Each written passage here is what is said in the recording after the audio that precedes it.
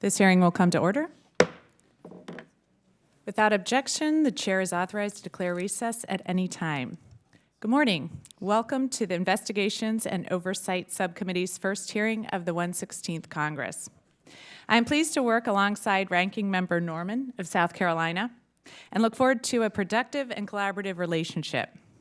This is also a joint subcommittee hearing with the Environment Subcommittee, and I'm very pleased to welcome my fellow chair, Ms. Fletcher, who's on her way, and her counterpart in the minority, Representative Marshall of Kansas.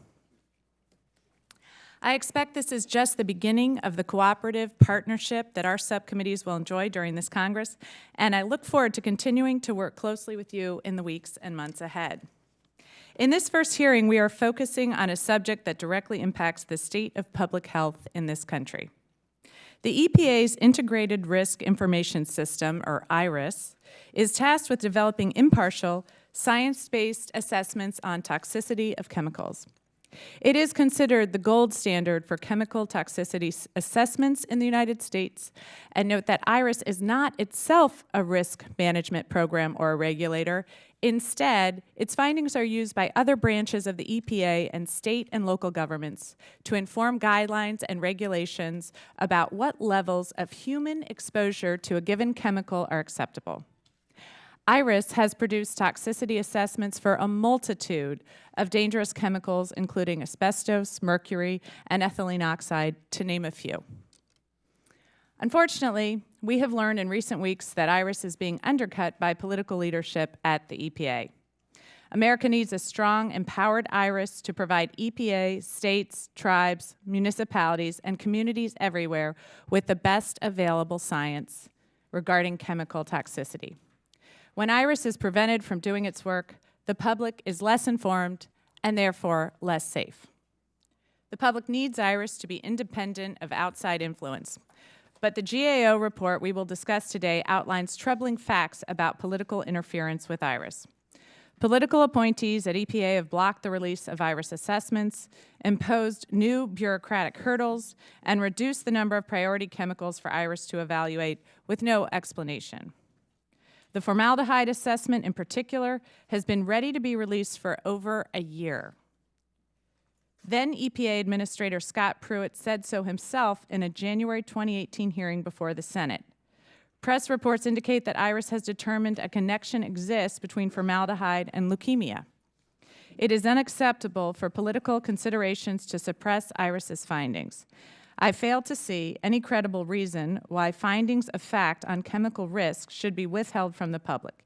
EPA must release IRIS formaldehyde assessment as soon as possible. EPA's management of the IRIS program has prompted concern as well. In October 2018, 28 out of roughly 30 IRIS employees spent 25 to 50% of their time working on risk evaluations for a different EPA office.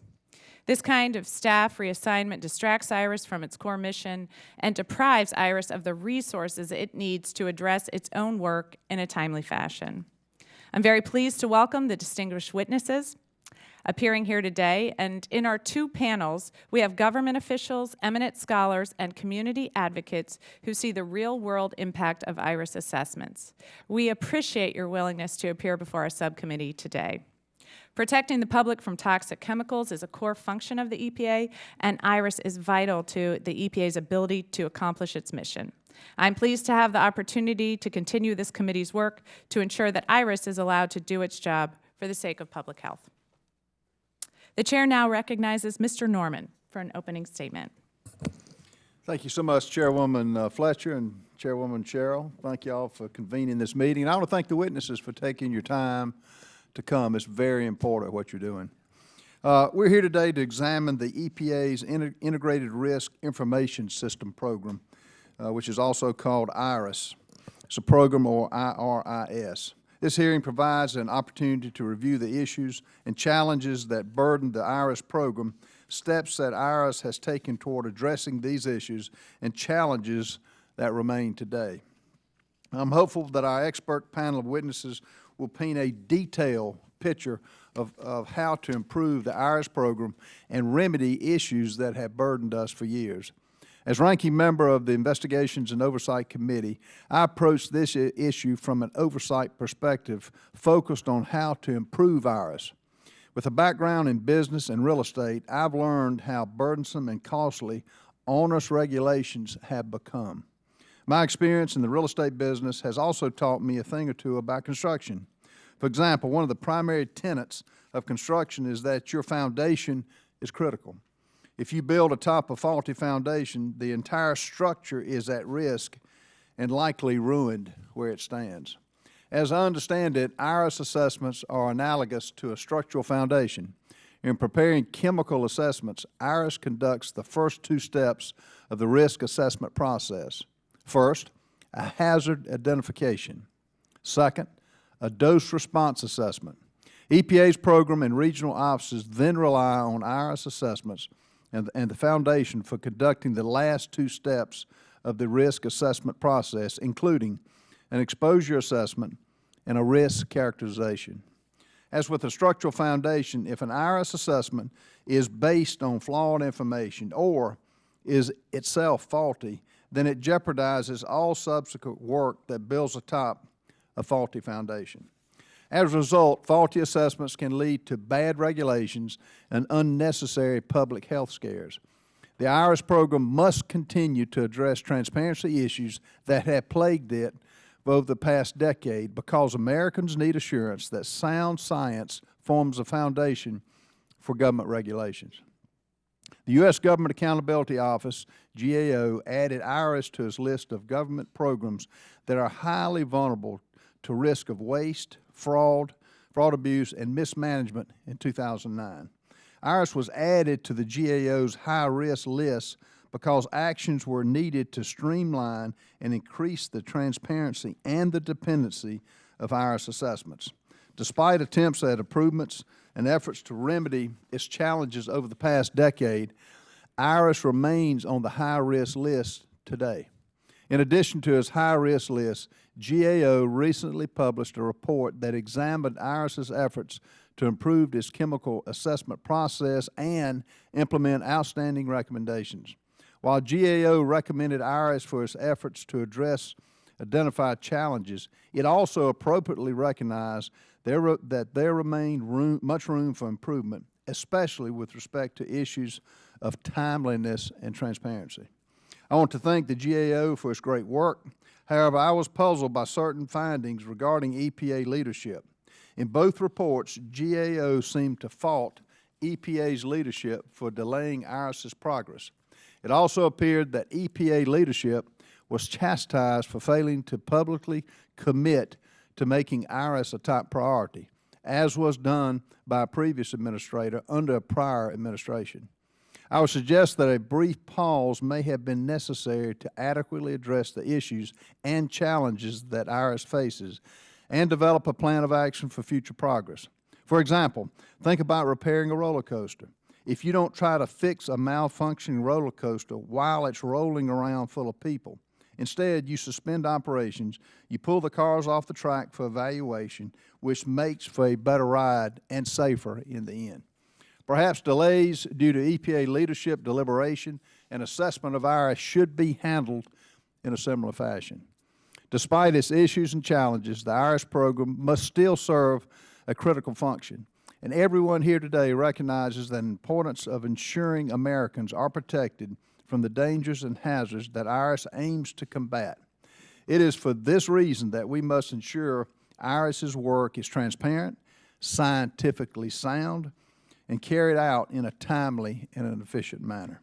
I look forward to a productive and insightful discussion with our distinguished witnesses about the issues and challenges that the IRS program faces and the efforts the IRS has made in remedying them and what remains to be done to ensure that IRS lives up to its potential. Thank you, Madam Chairman. I yield back. Thank you, Mr. Norman. The chair now recognizes the chairwoman for the Subcommittee on the Environment, Ms. Fletcher, for an opening statement. Thank you, Madam Chairwoman. Good morning. I would like to join the chairwoman and ranking member Norman in welcoming all of our witnesses on both panels here today. The EPA's IRS program conducts human health assessments that look at the health effects of chemical exposures in the environment. IRS assessments are unique in providing information on chemical exposures and environmental hazards that may affect the general population, including children and the elderly, and that can occur over a lifetime.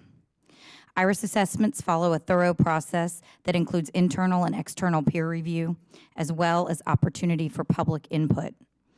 While the IRS program suffered from timeliness and transparency issues earlier this decade, the program has incorporated many recommendations from the GAO and the National Academies of Sciences that have improved its processes. The IRS program was intentionally placed in EPA's Office of Research and Development, a non-regulatory program office at the agency, to ensure that only credible science guided the development of its impartial assessments, which are not regulatory in nature. There are many federal, state, and local stakeholders, however, that rely on IRS assessments to help make regulatory decisions that protect public health. Program and regional offices within the EPA routinely rely on IRS assessments to guide their risk management decisions. IRS assessments are not considered to be duplicative of other federal chemical assessments, like those carried out under the EPA's Toxic Substances Control Act, or TSCA. This is why the recent series of announcements by the EPA removing the chemical formaldehyde from its IRS workflow and adding to its TSCA workflow is concerning. It appears to reset the clock on a late-stage IRS assessment. Non-federal stakeholders, including community groups and state, local, and tribal agencies, rely on IRS assessments, not only because of their rigor and thoroughness, but also because many of these entities do not have the capacity to conduct such thorough toxicity assessments on their own.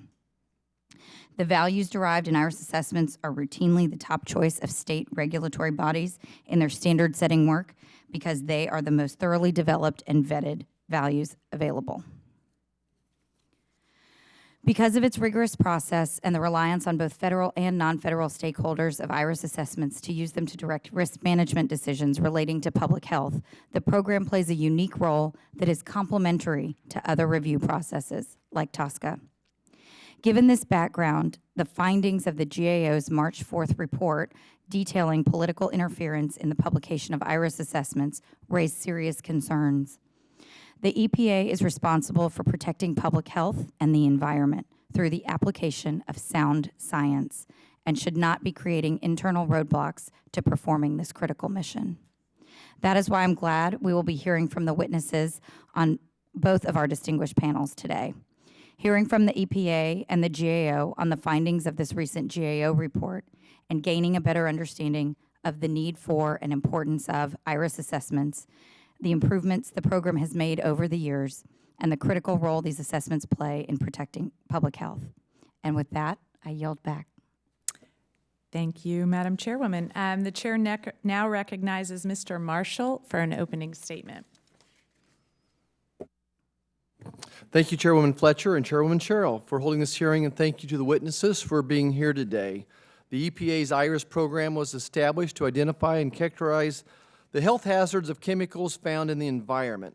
The program conducts chemical hazard identification and dose response assessments, which serve as a source of toxicity information for EPA program and regional officers, as well as state and local agencies. As a physician, I understand the importance of chemical toxicity assessments and the role in protecting the environment and advancing public health, particularly for sensitive populations such as children, pregnant women, and the elderly. Accordingly, it should be our top priority to ensure the underlying science that goes into these assessments is of the highest quality. Unfortunately, the IRS program has a poor track record in this department, and despite some recent progress by EPA leadership, many issues remain. Two of the most troublesome problems for the IRS program are its inability to produce final products in a timely manner and an unexplained lack of scientific transparency in the assessment process. Both the National Academy of Sciences and the Government Accountability Office have recently published reports that criticize the program and make recommendations for improvement. The National Academy of Sciences has published 3 reports detailing similar problems while making suggestions for reform and improvement of the program. The NAS reports in 2011 and 2014 found serious problems with IRS and proposed sweeping recommendations to overhaul the program. If those recommendations have been fully implemented within the last 8 years, the program would be operating in a more functional manner and able to produce chemical assessments in a way that is timely, transparent to the public, and reflective of the best current scientific methodologies. Instead, we continue to live report to report, looking at incremental progress and an overall lack of tangible results. The 2018 NAS review commends IRS for its progress to implement systemic review of chemical assessments. And while I agree that IRS progress is commendable, several other critical products and recommendations remain unaddressed and incomplete. Publication of a robust handbook that details internal process, incorporation of mode of action information, and utilization of a weight of evidence framework are a few examples of simple objectives that have not been accomplished despite recommendations to do that. I hardly find the 2018 NAS review consequential in its praise of the program. In fact, I think it's a clear indication that a lot of work remains. Likewise, the GAO has issued ongoing criticism of the program. In 2009, GAO added the IRS program to its high-risk list, which identifies federal programs with heightened vulnerabilities to fraud, waste, abuse, and mismanagement. Even with clear deficiencies pointed out and the EPA seemingly taking steps towards a few of the recommendations for improvement, the program continues to appear on the high-risk list to this day. Separate of the high-risk list, GAO recently issued a report that was largely critical of current EPA leadership and its efforts to manage and update the IRS program. Democrats and environmental groups continue to point to this report as evidence that the Trump administration is trying to stifle science. On the contrary, I think these efforts are critical to overhauling a flawed program so it's responsive to program and regional office needs and best serve EPA's core mission. The program has many issues that need to be addressed, and EPA leadership is taking necessary steps to do just that. One of the most troubling issues with IRS is the publication of misleading or questionable information that can create confusion for Americans regarding the health risk associated with the given chemical. The 2016 IRS assessment for ethylene oxide is a prime example. Naturally produced by the human body and plants, ethylene oxide is produced commercially to sterilize medical equipment. OSHA set a safety standard of 1 part per million for workers exposed 8 hours a day, 5 days a week. This seems to be a reasonable value given that high long-term exposure may increase cancer risk.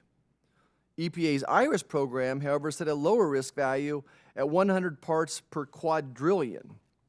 And I think that's about a difference of 10 to the 9th. That value is 19,000 times lower than naturally occurring level of ethylene oxide in the human body. Essentially, this assessment correlates to a normal human metabolism, and breathing ambient air is enough to cause cancer. It's clear that much work remains before IRS assessments can be tabbed as the gold standard review that the program was established to be. Meeting objective and transparent standards for evaluating chemical risk will require substantial changes and improvements to the program. I'm hopeful that one day soon the IRS program will be able to produce high-quality, scientifically sound chemical assessments that are widely accepted by the scientific community, and I look forward to working with my colleagues to ensure this happens. Thank you, and I yield back. Thank you, Mr. Marshall. We are pleased to have the full committee ranking member, Mr. Lucas, with us today. So the chair now recognizes ranking member for an opening statement. Thank you, Madam Chair, and thank you to all the witnesses for being here today to discuss EPA's IRS program. Over the last 10 years, numerous reports have been issued criticizing the IRS program for its lack of transparency, improper scientific processes, and ineffectiveness in addressing the needs of EPA regional and program offices. The flaws are well documented. Current EPA leadership is taking positive steps to address these issues, and I laud their progress. However, we have yet to see a completed assessment of the IRS program that fully incorporates all of the recommendations made in the last decade. Unfortunately, that means there are numerous IRS assessments in the database that are questionable, unreliable, and in some instances just plain incorrect. Take IRS's assessment of ethylene oxide, which is used to sterilize medical equipment. In fact, some medical equipment can't be sterilized by any other chemical. In 2016, IRS set an absurd risk value that is 19,000 times lower than the levels of this chemical that naturally occur in the human body. Assessments like this can have disastrous effects on the economy and human health if relied upon by government agencies in crafting regulation. Accordingly, today's hearing raises an important theme. how we characterize the chemicals in the environment. Unfortunately, there are too many government agencies, both national and international, that mischaracterize risk associated with chemicals. These agencies, just like the IRS program, have a history of identifying extremely conservative, even paranoid levels of exposure that can be classified as carcinogenic.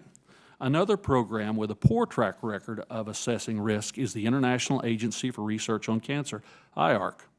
Unlike IRS, IARC's problems go beyond bad science.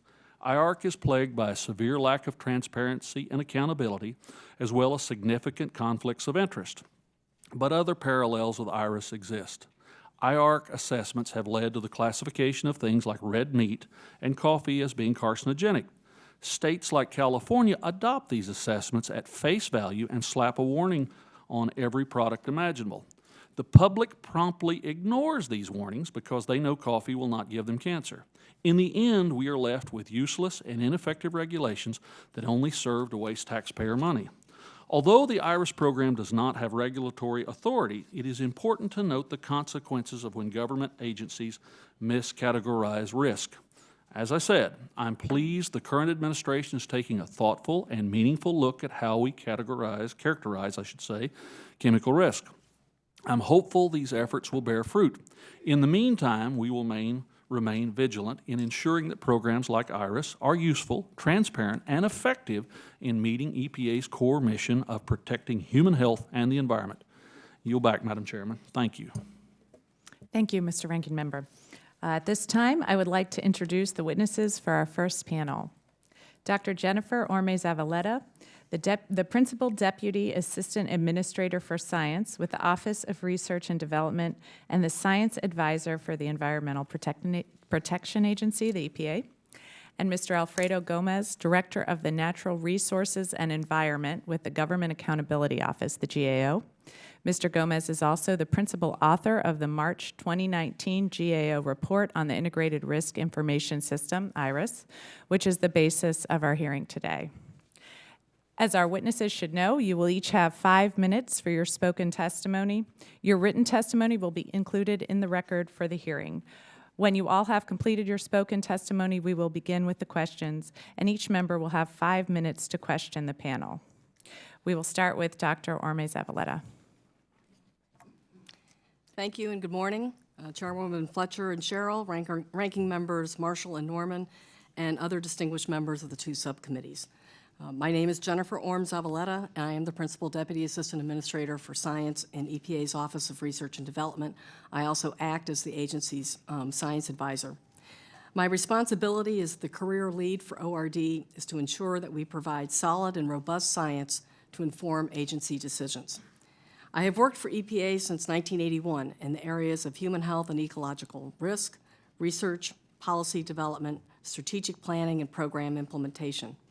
Of these nearly 38 years, I've spent 26 in ORD, which is the parent office of the Integrated Risk Information System, commonly called IRIS.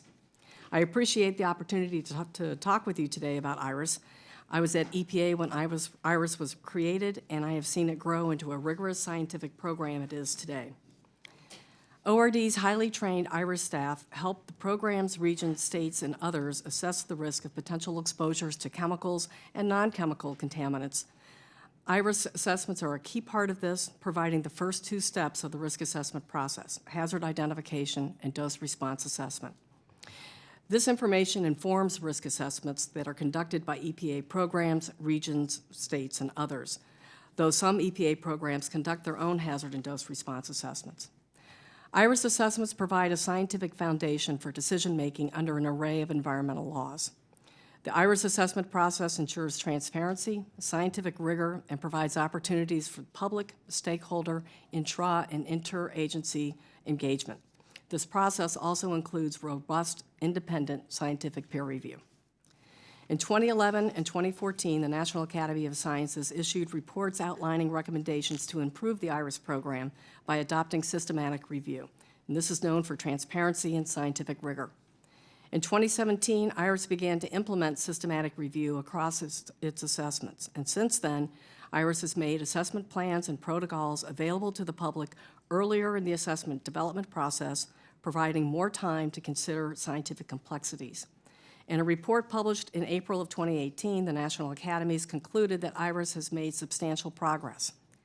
GAO has also provided input to improve the IRIS program, which has included suggestions to increase timeliness, transparency, and process challenges.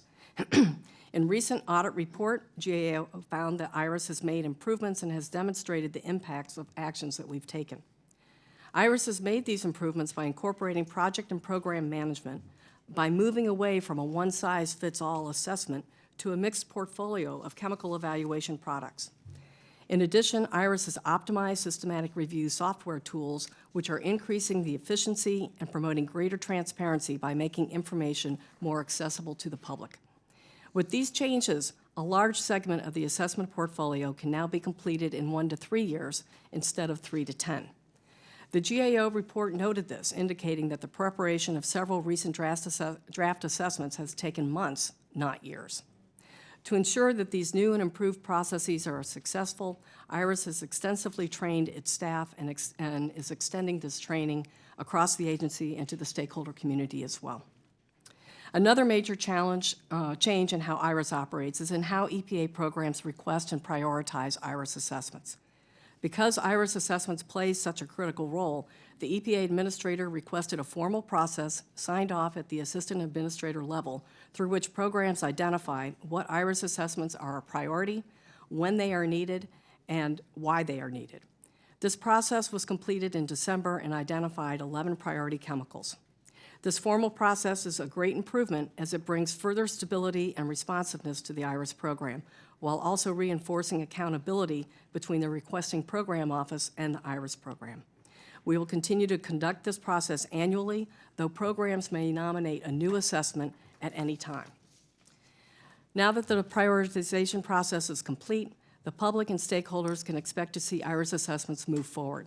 Last week, IRIS released a systematic review protocol for hexavalent chromium, and we plan to release other assessment materials soon. The formal prioritization process, along with the improvements in IRIS, has helped us to address the NAS and GAO recommendations, and this will continue to make IRIS more efficient and a more effective program. We recognize that we still have work to do, but I am confident that as we move forward and we will address these open recommendations and concerns identified by the GAO. So thank you for the opportunity to appear before you today, and I look forward to answering your questions. Thank you, Dr. Orme-Zavaleta. And now I would like to recognize Mr. Gomez for his testimony. Chairwoman Cheryl and Fletcher, ranking members Norman and Marshall, and members of the subcommittee. Good morning. I'm pleased to be here today to discuss our work on EPA's efforts to address toxic chemicals. As has been noted, EPA is responsible for reviewing chemicals in commerce and for those entering the marketplace. EPA's ability to effectively implement its mission of protecting public health and the environment depends on its credible and timely assessments of the risks posed by these chemicals. The agency's Integrated Risk Information System program, which is under the Office of Research and Development, identifies and characterizes the health hazards of chemicals and produces human health toxicity assessments. EPA program and regional offices rely in part on these assessments to make risk management decisions. My statement today summarizes our March 2019 report on EPA's efforts to produce IRIS assessments.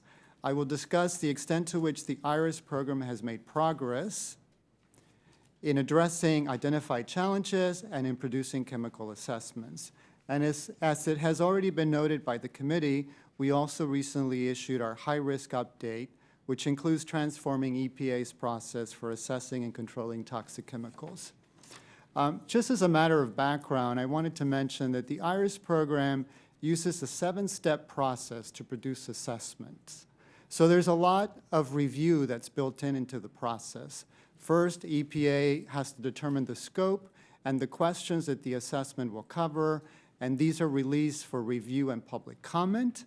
The draft assessment is then developed using systematic review. After the full draft is developed, it goes through agency review and external peer review and public comment. After staff make revisions to address the comments, the draft then goes through another round of internal and interagency review. Then the program finalizes and posts the assessments to the IRS website. So historically, developing IRS assessments has been a lengthy process and typically takes several years to complete. The IRS program has made progress addressing timeliness and transparency challenges in the assessment process. So for example, the IRS program is now employing project management principles and specialized software to better plan assessments and utilize staff. In addition, the program has begun assessments that are more limited in scope and targeted to specific program and regional office needs. The IRS program has implemented systematic review, which provides a structured and transparent process for identifying relevant studies, reviewing their methodological strengths and weaknesses, and integrating these studies as part of weight of evidence analysis. In early 2018, EPA made progress on assessments that were in development. However, EPA leadership deliberations delay the release of some assessments by 6 months. So in June of 2018, the Administrator's Office told IRS officials that they could not release any IRS documentation without a formal request from EPA Program Office leadership. In August of 2018, the Office of Research and Development asked program offices through a survey to reconfirm which of the 20 ongoing chemical assessments they needed. Several program offices responding, confirming their needs for these assessments. Then in late October 2018, prior to releasing the results of the initial survey, these offices were asked to limit their chemical requests further to the top 3 or 4 assessments. EPA leadership did not provide them a reason for the limit or guidance on prioritizing assessments. Then finally, in December 2018, as it's been noted, EPA publicly issued its IRS work plan, which provided an updated list of 13 assessments. 11 of the 13 chemicals on the IRS work plan were requested by 2 EPA program offices. The 2 remaining assessments were already at external peer review. EPA gave no indication of when additional assessments could be requested or what the IRS program's workflow would be in the future. While the program's work was delayed, EPA directed 28 of approximately IRS staff to support implementation of TSCA, with 25 to 50% of their time, according to officials. It is unclear if this is a temporary workforce shift or if TSCA will require this level of support moving forward.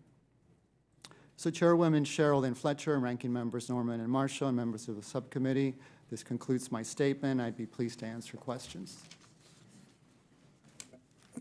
Thank you, Mr. Gomez.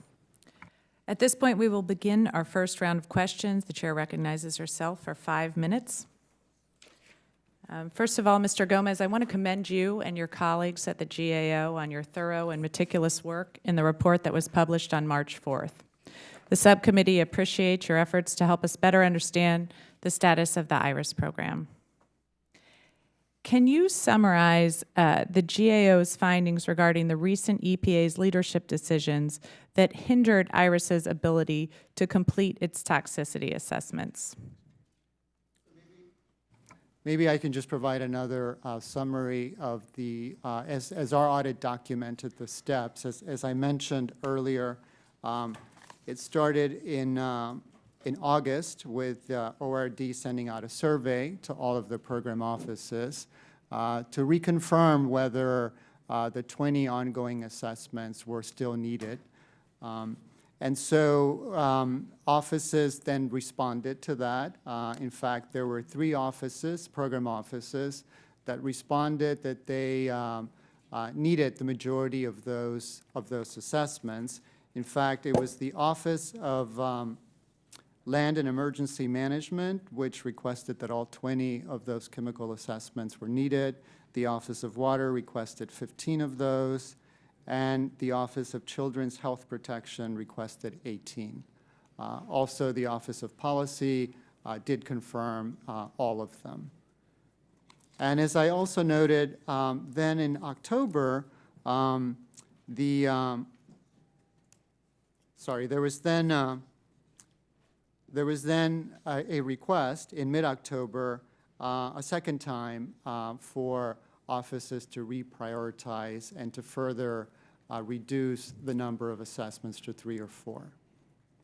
And so you had mentioned also in releasing the reports that I believe it was August, it was in 2018, a new policy came out that you had to ask leadership to release the reports or get authorization? Yes, so essentially, before an IRS assessment could be issued, it had to be requested by an assistant administrator, or even if you needed an assessment, that it needed to be at that level. Okay, and before that, how did it work? The IRS officials, the officers would just work with the program offices at EPA and ask them what they needed. And then we've been talking a bit about the 2011 National Academy's review of IRS's draft formaldehyde assessment, and it identified areas for IRS to improve. Much has changed since then. So can you also, and you spoke a little bit about timeliness and transparency, but can you also provide an overview of the progress that IRS has made since 2011 in improving its assessment process? Sure. So that's also something that we discussed in our high-risk update report, where we lay out the areas in which, and I think it's been mentioned by a number of the members of the committee already, that there are a number of areas in the IRS program where there have been improvements in terms of them using systematic review, in terms of them trying to improve the timeliness process. And so there have been a variety of areas that we covered in terms of building the capacity of the program, making sure that they have an action plan in place. And so those are the areas that we highlight, and we give the program a rating of partially met in all of those areas, because we do see a lot of progress. And it's been noted, this is a program that historically has taken a long time to do chemical assessments. And so we see that there's a lot of improvement that's been taking place. And yet now some of the timeliness problems are because leadership is holding up the ability to release the assessments? So as we noted in our report, in that 6-month period, there was a delay while these deliberations were taking place. And so that's what we were calling attention to.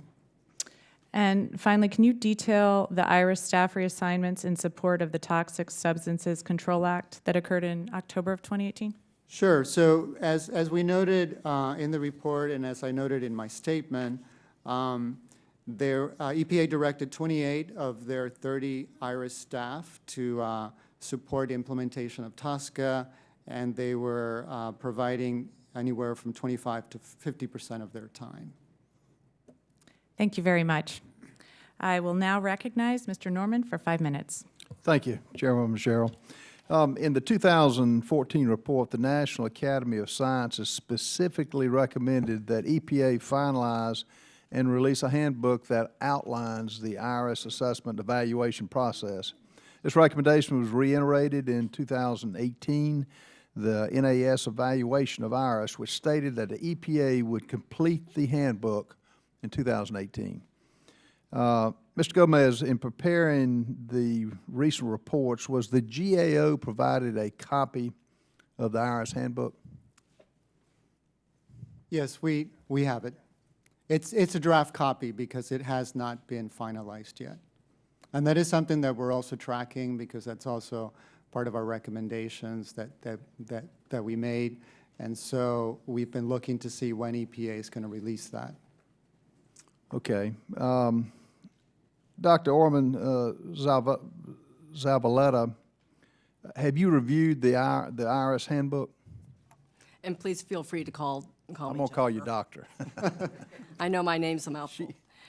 So we have a draft IRS handbook that has gone through agency review. It was initiated last summer. We received comments all the way through to December. We had our 5-week hiatus with the shutdown. We are still in the process of addressing some of the comments that came in, and we will continue to work towards completing that document. When will it be ready for publication, in your opinion? Conversations with some of the commenters are still ongoing. Some of the questions are not as easily identified, and in my opinion, was going to extend into a broader conversation across the agency. So we'll have to see how we can complete the document, and for those issues that need further work, what will be the process for addressing those. Can you identify this morning what the holdup is exactly, so that, and I guess when it'll be completed, with where you are, where you see it? So some of the conversation is around how we evaluate hazard and how we identify or categorize areas of hazard. And these are conversations that involve more than one office. And so this is something that I'm looking to engage other parts of the agency through our risk assessment forum to address. Whether that holds up this document or not, I think that's something that we still have to determine. So my hope is that we complete this soon, but this is a process that we're continuing. I've raised with the administrator, and hopefully we'll have a path forward on how to address. Well, I mean, in my world, I'm a real estate developer. I look on the handbook as a blueprint to go by on projects. If you don't have the handbook, you really can't move forward. And the excuses I've heard, am I right? It has been completed in 8 years? What hasn't completed? The handbook. So I don't know when the handbook was initiated. I came into this picture over this past year, but elements of the handbook are being captured in some of our systematic review protocols, and those documents are moving forward. So the document we just released last week on hexavalent chromium incorporates elements of that handbook. So we are utilizing that blueprint, and we're able to move forward on our assessments. The particular handbook is an internal guide for us, and just completion of that is something that we're still working through comments. But it's very important to have the handbook Absolutely. as a guide so you can adequately move forward. And we are utilizing that internally and running it through our assessments so that we keep those assessments moving. Thank you. Mr. Gomez, the GAO has reviewed the IRS program over many years and multiple administrations. In the GAO's review of the IRS program, has it found that the IRS program has regularly produced timely assessments for y'all? No, sir. One of the findings is that it takes a long time, many years, to produce assessments. And so, as has been noted and discussed, you know, us and the national academies have made recommendations to improve the timeliness of those assessments. Well, with that, then do you think the IRS program should remain high on the GAO's high-risk list? So we have it on a high-risk list because we do see that it needs improvement to produce those assessments that are needed by other EPA program offices and folks outside of EPA. So until we see demonstrated progress in the program, it's going to remain on the list, yes. Well, I would stress the importance of getting it in. In my world, we're on penalties. If we don't make something in a timely response, I can't just say to our tenants, you know, we're trying. It gives you an ending and a beginning date. 8 years, to me, is out of the question. Thank y'all so much. Thank you. I now recognize Chairwoman Fletcher for 5 minutes. Thank you, Madam Chairwoman. Thank you to the witnesses this morning. Your testimony has been helpful. My first question is directed at Dr. Orme-Zavaleta. According to the EPA, the role of the Office of Science Advisor, or OSA, is to provide leadership on science and technology issues and policy to facilitate the integration of the highest quality science into the agency's policies and decisions. As the current acting EPA Science Advisor, can you discuss the OSA's role in EPA's Strengthening Transparency in Regulatory Science proposed rule? Was the OSA consulted during the drafting of this proposed rule before it was submitted to the Federal Register? So the answer to that is no. The STPC was given a briefing once the proposal was out and has been aware of the next steps. The agency received a number of comments. We're still going through and synthesizing those comments, and then we'll determine on our next steps forward. Okay. And on a related note, the EPA ostensibly bases its environmental and public health protection regulations on robust science. how often do you engage with regulatory program offices within the agency and provide scientific input on new regulatory actions? For example, how often are you consulted on the agency's deregulatory actions? So in the regulatory process, the agency establishes an ADP work group, which is I don't remember the specific acronym, but it engages representatives across the agency, and it's overseen by the lead office with a particular regulatory action. So our office and our staff are engaged when they have these work groups formed and working through the different regulatory efforts.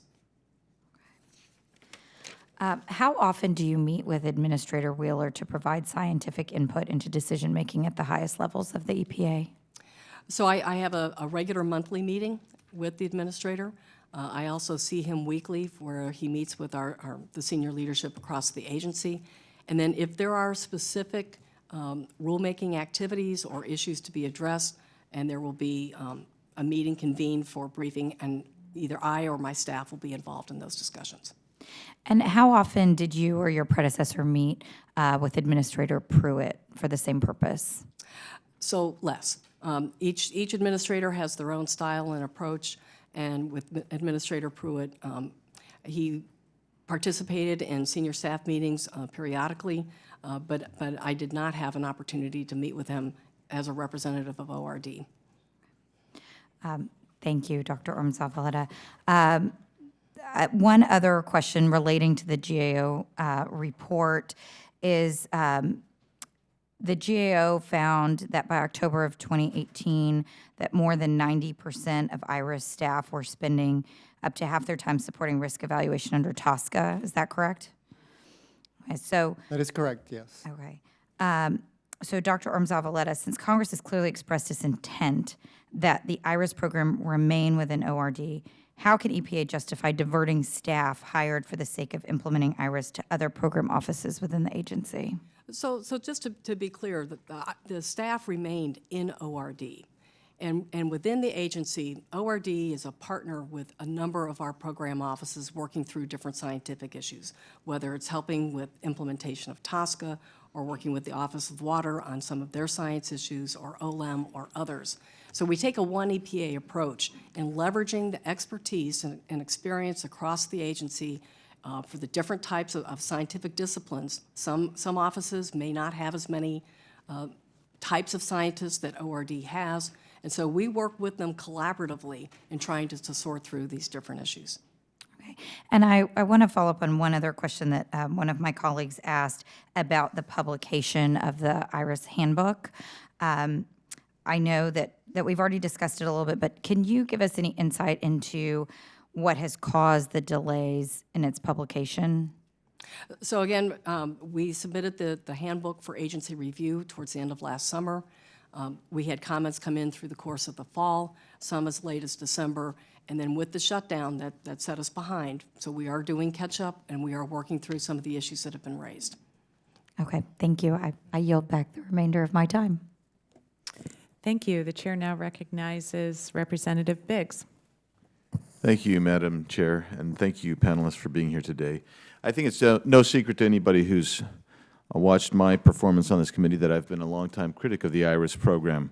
In the last Congress, while serving as the chairman of the Environment Subcommittee, I sponsored legislation to effectively eliminate IRS in its current form and return chemical assessments to the appropriate program offices at EPA. That bill, the Improving Science and Chemical Assessments Act, was voted out of the full SST committee last July. I've reintroduced this bill in the current Congress, but I doubt, for some reason, that it'll be reported out of this committee again anytime soon. And I'm disappointed with that, of course, that the chemical assessments process at EPA has not received a complete structural overhaul, despite years and years' worth of criticism and observations by NAS and GAO. That said, apparently there's been some few glimmers of hope at EPA over the last couple of years, and I'm happy about that.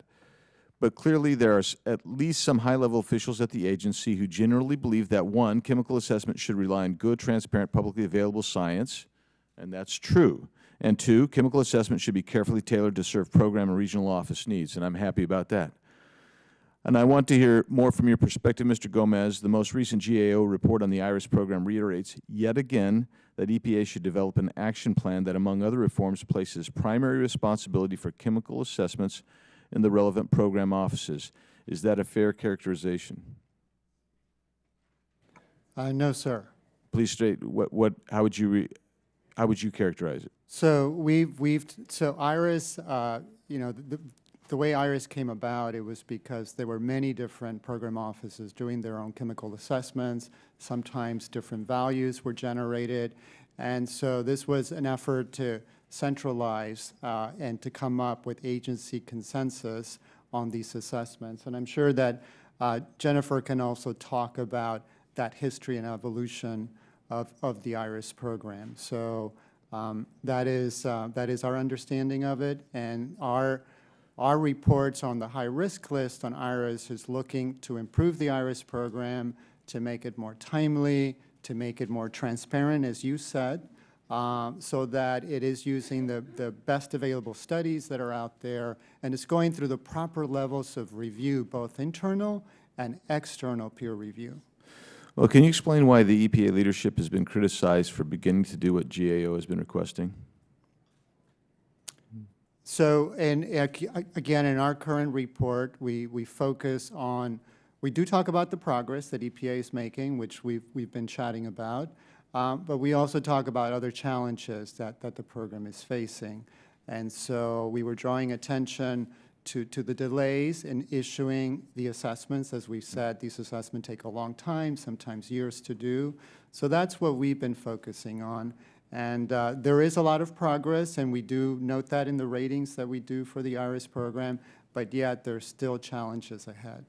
Well, one of the interesting pieces of testimony that I'm taking from this today is this notion of the handbook that may have been ordered 8 years ago, recommended 8 years ago, certainly recommended 4 years ago, and yet I think it just takes a lot of moxie to come in here today and say, well, the reason we don't have this done is because we had a 35-day government shutdown this year. That's incredible moxie and doesn't get at the heart of this, but I think it does get at the heart of what the ultimate problem with IRS is, and that is a bogged-down bureaucratic system that needs to be streamlined and fixed. And I hope that you take that into consideration. It's meant as positive feedback. I hope that it's criticism that requires and produces some real self-evaluation, because I'm still disappointed at the IRS program, and I'm disappointed at the almost glacial pace that we see in change in that program. I yield back. Thank you. I'd now like to recognize Representative Bonamici for 5 minutes. Thank you very much. Thanks to the chairs and ranking members and to our witnesses. The Environmental Protection Agency should rely on the best available independent science to inform federal policy, and the EPA mandate is to protect public health and the environment, and that can only be achieved if the EPA is acting on the basis of science that's independently verifiable and free from political influence, bias from ideology, and conflicts of interest. And that certainly includes credible assessments of the risks posed by chemicals. And I've been on this committee for about 7 years now, and of course have sat in many hearings, as have many of my colleagues, about IRS over the years. There's no question that there was a need for improvement, but what I'm hearing today and what I'm seeing in the recent GAO report, I do not consider improvement. The EPA's Integrated Risk Management System, or IRIS, remains distinct from the regulatory programs of the EPA intentionally. It's striking that the EPA would consider moving away from the robust science and preventing IRIS from disclosing its findings to the public. Continued efforts to sideline science from the policymaking process at the EPA will have chilling consequences for every person in this country who benefits from clean air and water, and particularly and disproportionately young children, seniors, and the health impaired. Mr. Gomez, in the March 4th GAO report entitled Chemical Assessment Status of EPA's Efforts to Produce Assessments and Implement the Toxic Substances Control Act, it outlines that in June of 2018, the EPA leadership in the Office of Research and Development instructed the IRIS program to not release an assessment without a formal request from the current leadership of a program office. And then ORD instructed the IRS program to not publicly release any assessment documentation for public comment, agency, or peer review, while the responses to a survey of program and regional offices' needs were being compiled. And the list then of those 20 assessments was then reduced to 3 or 4 chemicals. I'm obviously concerned. David Dunlap, a former Koch Industries lobbyist, now serves as the Deputy Assistant Administrator for Research and Development. These findings of the increased role of ORD in the risk IRS assessment process are very concerning. So, Mr. Gomez, prior to June 2018, had political leadership at ORD ever limited the release of IRS assessments? That is not our understanding. Did the GAO find any other changes to the 7-step process that IRS uses to complete toxicity assessments? No, we're not aware of any changes at this point. Thank you. I want to point out, there's just a section in the GAO report, page 25, that talks about the calls for advice from program office officials represented the first time the IRS program heard about requests for a prioritized list, according to the IRS program officials. Since neither the program and regional offices nor the IRS program had information from the administrator's office about what the prioritization was meant to achieve, the IRS program was unable to provide guidance about what chemicals may be considered a priority or how they might be able to continue to work on. And then with the reduction with no apparent reason. Those things are documented in the GAO report, very concerning. Dr. Orme-Zavaleta, it's my understanding that you oversaw the August 2018 survey of program and regional office needs for 20 assessments. Did you and any other career staff at ORD and IRS have any role during that second round of survey in October? So once we received some initial responses from the programs in response to the August memo, there was a conversation the administrator had with his leadership where there was conversation about further prioritizing. There was concern that the number of responses that came back, which was around 50 or so chemical requests, was too large. And what was the basis? Was that explained? What does too large mean? I wasn't involved in those discussions, so I can't say. Did you ever see the findings from the first survey, and are they publicly available? So I did receive memos from the response of the survey from each of the program offices that responded. So yes, I have those, and I believe GAO received those from some of the.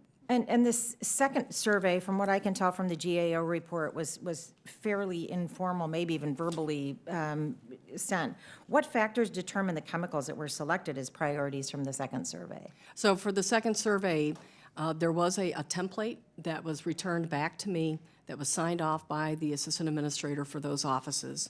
And again, they were asked to respond, what were their needs, how were they to be used, and when were they needed. And so that was the information that was provided back to me, and that included 11 compounds. My time has expired. I yield back. Thank you, Madam Chair. Thank you.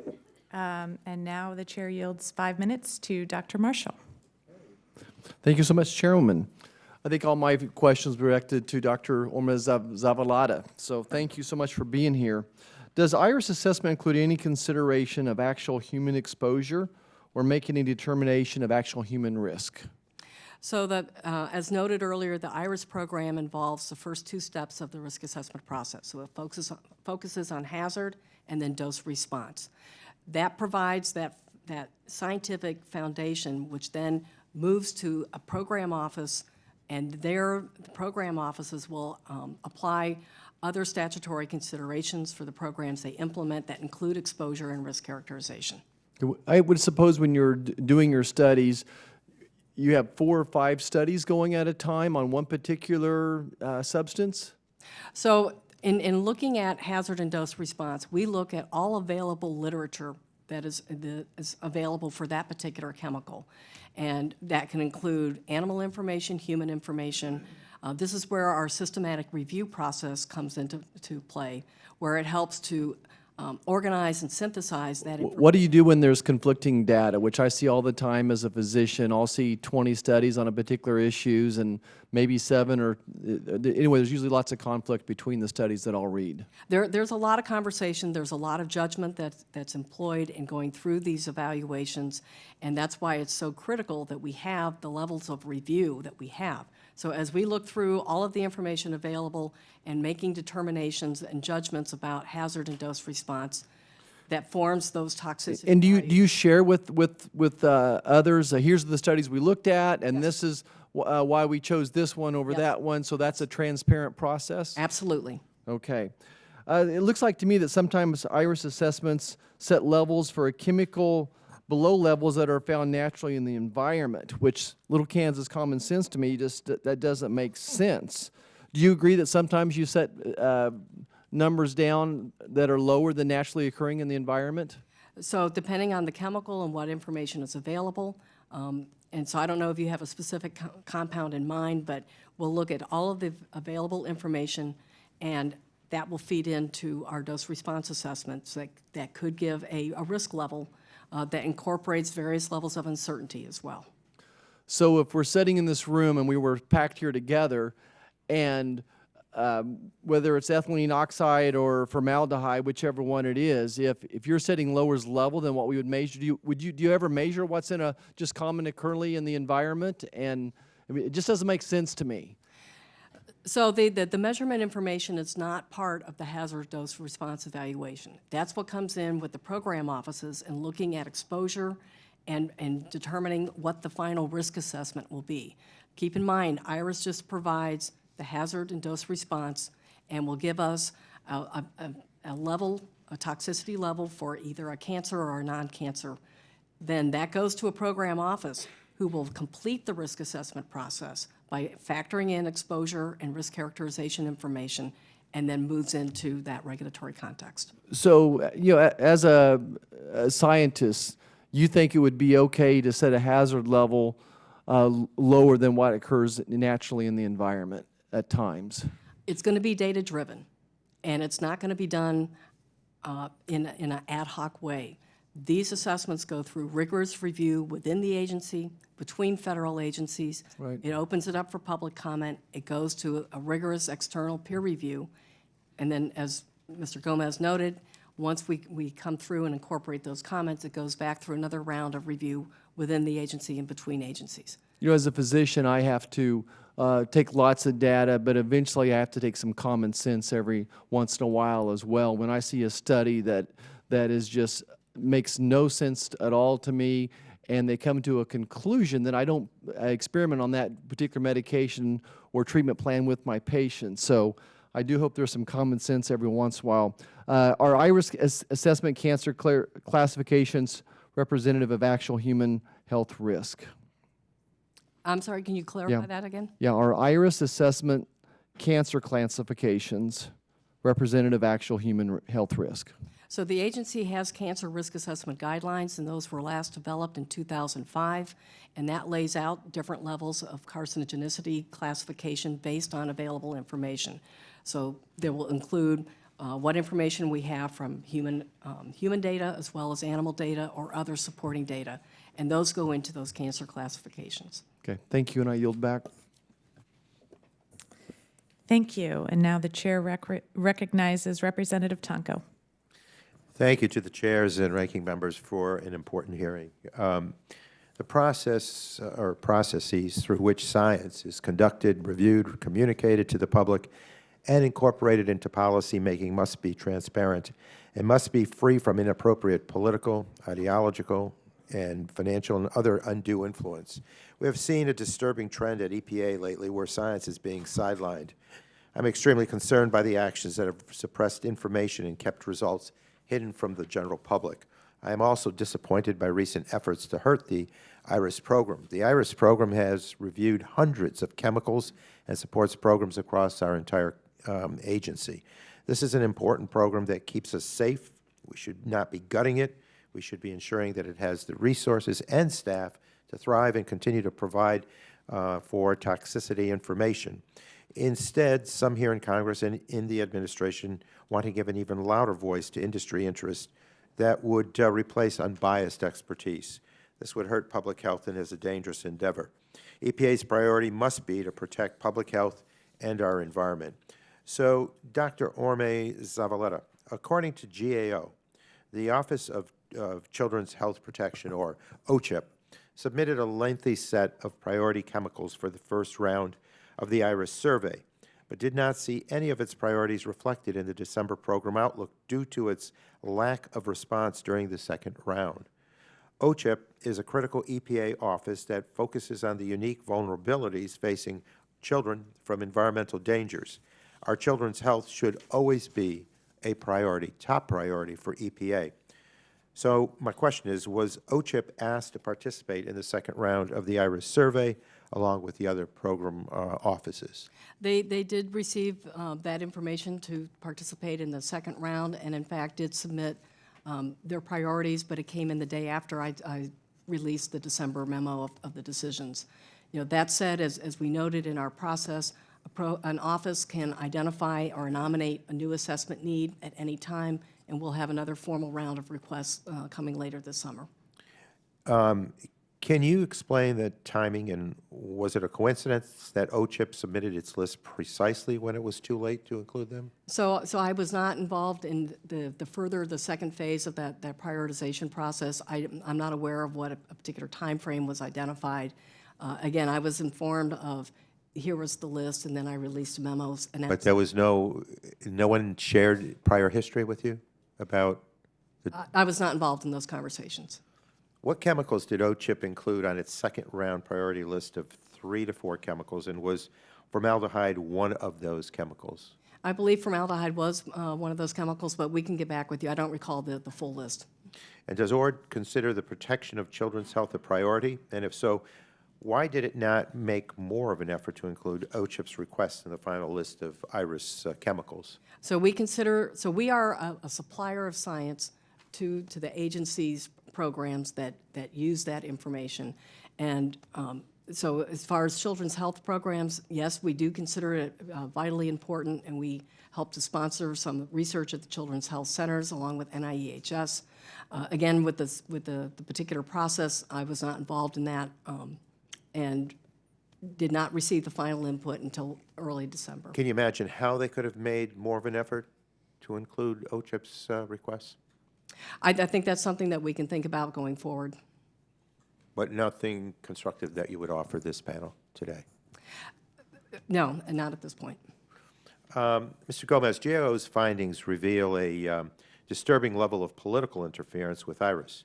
If political appointees inside EPA are excluding the EPA career staff from key decisions, it raises a host of concerns about whether those appointees can be trusted to do the right thing for IRS and the public.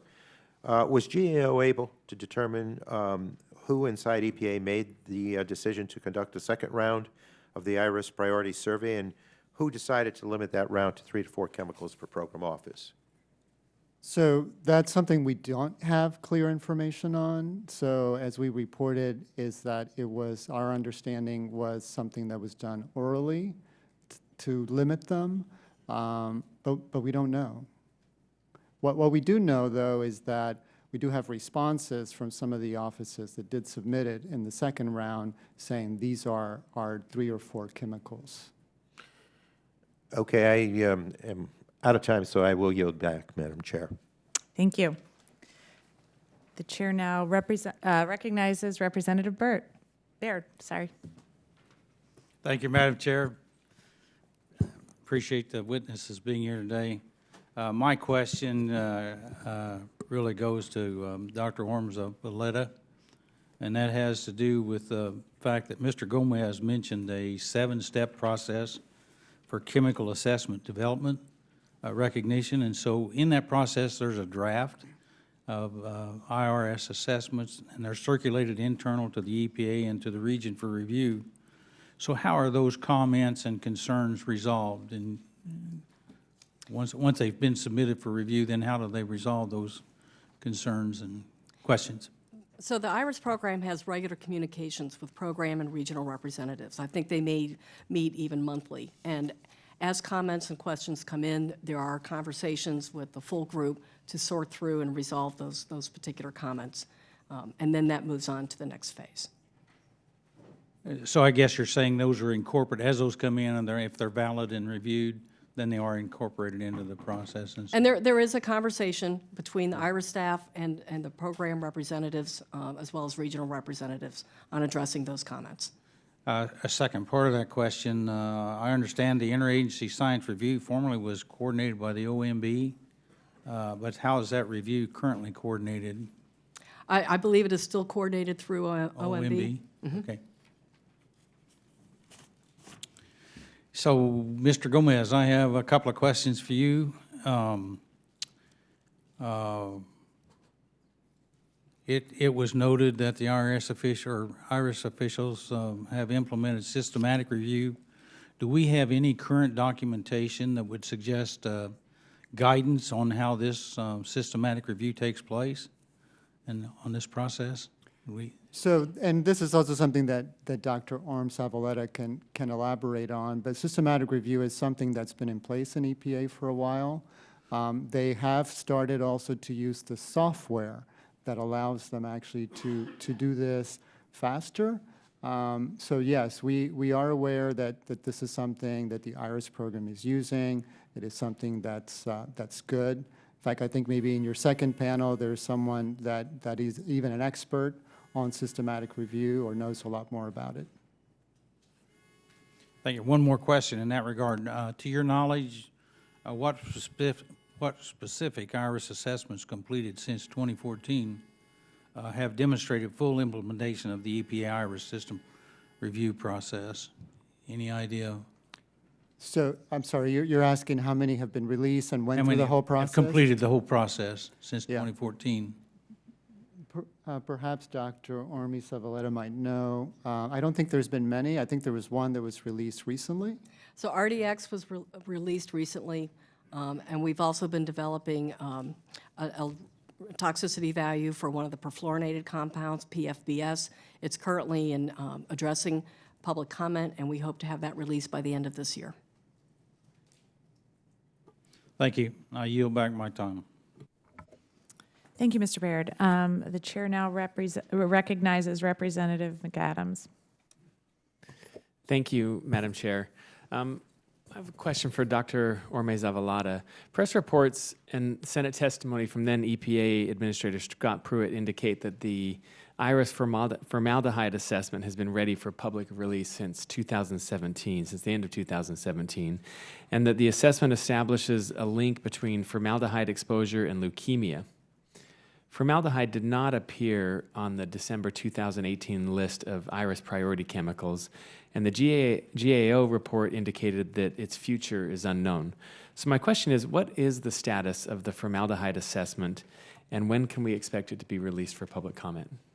So we do have a draft formaldehyde assessment, and with TSCA recently announcing that formaldehyde is in their top 20, we're going to be having conversations with our Office of Chemical Safety and Pollution Prevention to determine next steps and going forward.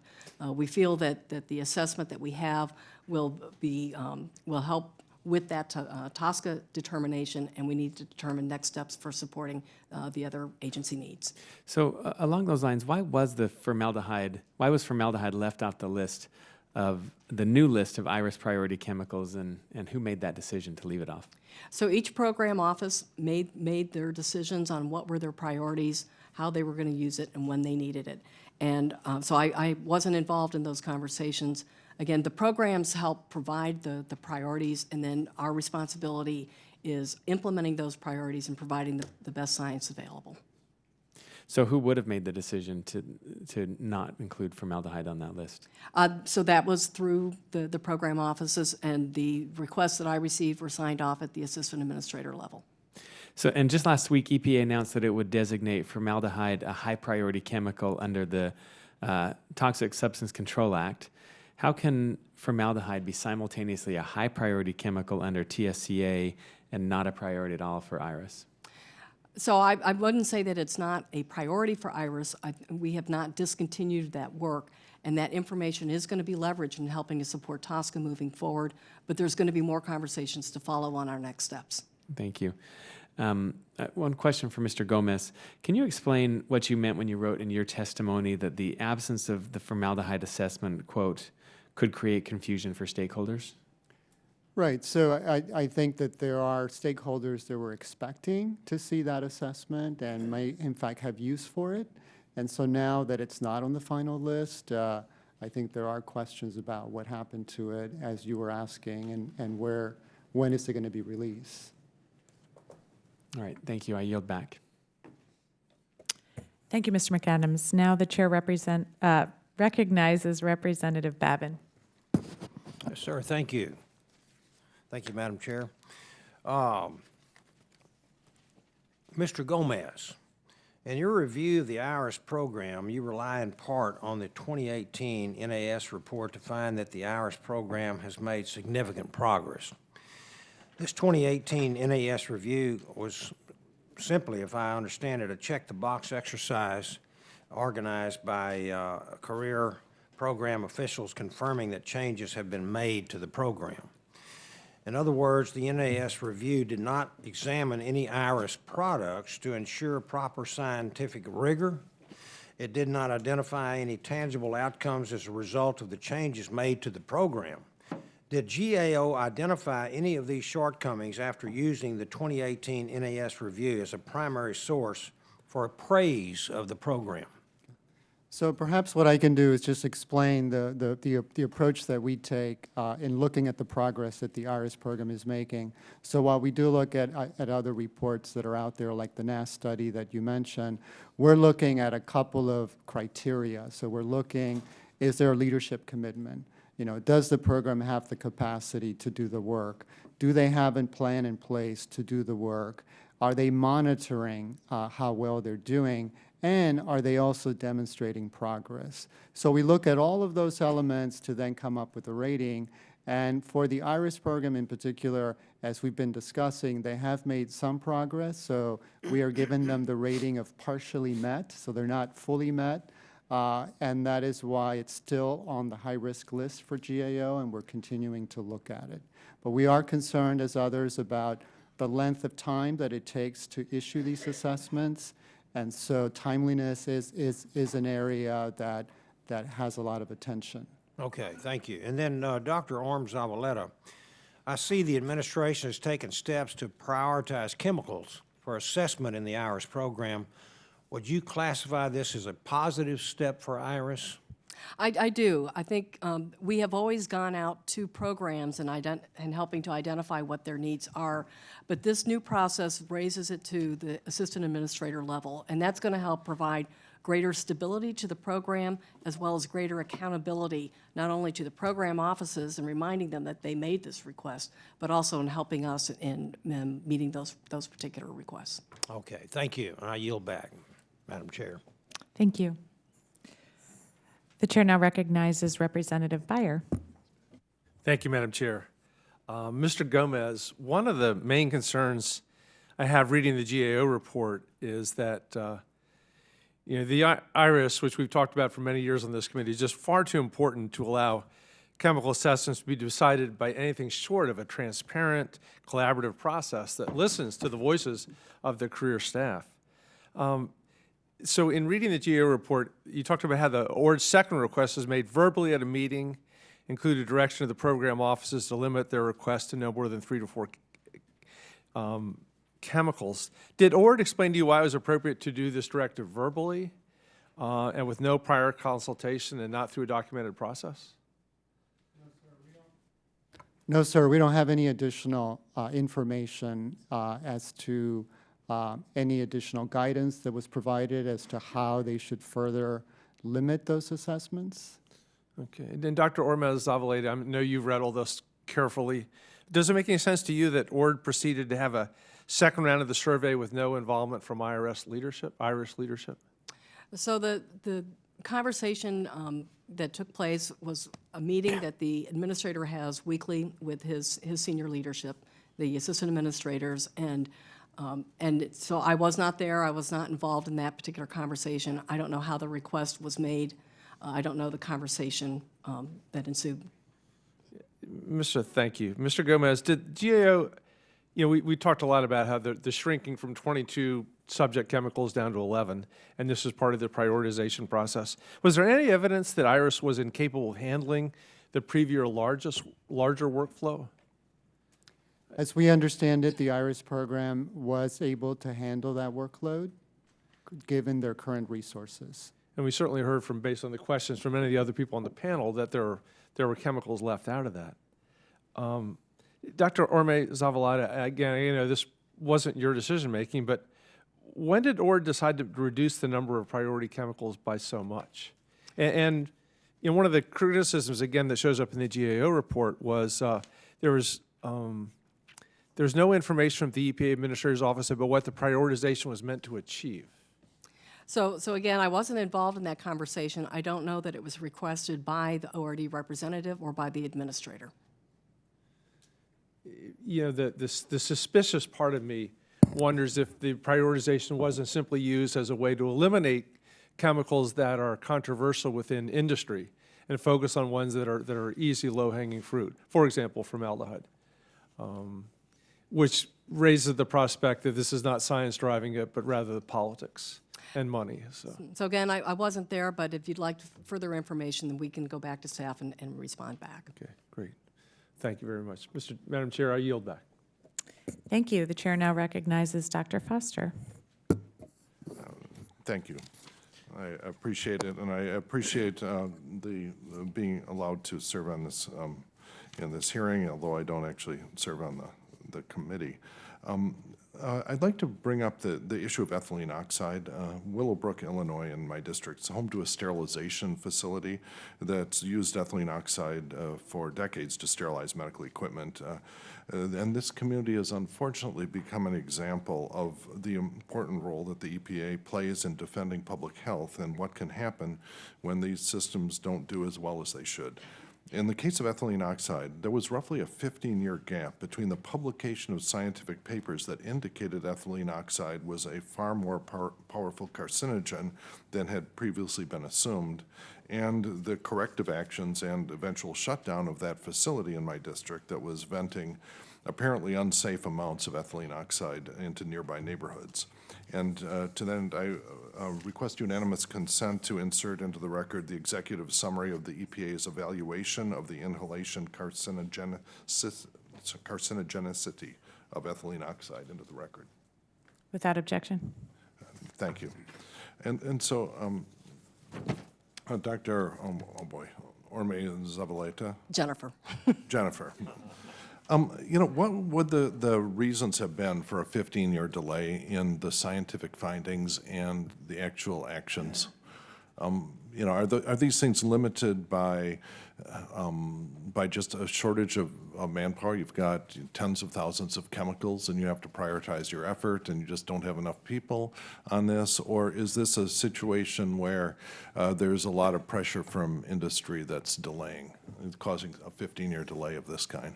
Yeah, so I'm not exactly clear on your thinking of the time frame. IRS provided an assessment for ethylene oxide in 2016. Correct, and all the references in that were scientific papers dating from the late 90s, early 2000s. So, you know, I think that's something that I can take back to staff and we can get further information on how additional information can be incorporated. But the assessment that was published in 2016 went through, it's a very complex chemical, a lot of intricacies in trying to evaluate those risks. Simple chemical, but with complex biological effects. There you go. And so in going through the reviews, it went through 2 rounds of review with our scientific advisory board, which is not always common, but a very rigorous, thorough review, as well as review through the different federal agencies and within EPA. So it's a very solid assessment, and it's one that we continue to support. And that's part of our responsibility. I understand. It just would have been nice if it would have been faster than 15 years. And I was just wondering if this is I guess the point of my question is if this is a manpower limited thing, then I think there is an argument to be made to just increase the manpower available so this situation doesn't happen. Because you can mess up either way. You know, there are people panic selling their houses, and if it turns out the best scientific indications are that is unnecessary, then, you know, mistakes have been made in that direction. And of course, there's the danger of damage to human health. And so if you could actually have a look at that specific case and see to what extent, if you were not manpower limited. Yeah, we'll be glad to follow up. Whether what that time scale could have been compressed to be. Sure. And also, if you could come up with a best estimate of the number of people, who will, assuming that the report stays valid, a best estimate of the number of people, additional cancer cases nationwide due to that delay, and particularly the avoidable part that might be avoided with more investment in manpower. And just more generally, does the EPA or any third party maintain estimates of the cumulative number of lives saved by EPA actions? So I think that's something I'll also have to follow up. There are evaluations that are not necessarily conducted within ORD, but other parts of the agency that looks at impact analyses, and so that's something we can follow up. Yeah, no, it would be a very good thing to do. Also, the cumulative costs, because what your actions impose costs on industry, and they save human lives. And seeing those two numbers side by side, both cumulatively and for specific actions, I think would clarify a lot of the thinking and certainly we tend to talk past each other where we're only looking at one side of it on this committee in the past. Okay. And that would allow you, of course, to look at the number of lives saved per dollar of cost, which is a very tough thing to talk about in politics, but really, that's I think, one of the lenses that we have to look at this through. And particularly in cases where the actions are delayed because of manpower limitations, that might allow us to think about whether an investment here, to quantify whether an investment in increased manpower would save a roughly quantifiable number of human lives. So if you get back with those, and if it turns out that you don't have those estimates, come up with a scope of a congressional request to get those numbers reported. I think it would clarify our thinking greatly. And, thank you. I see my time is up and yield back. Well, thank you very much. Thank you to Dr. Orme-Zavaleta and Mr. Gomez for your testimony today. We'll now have a short break while we seat our next panel of witnesses. Thank you, everyone.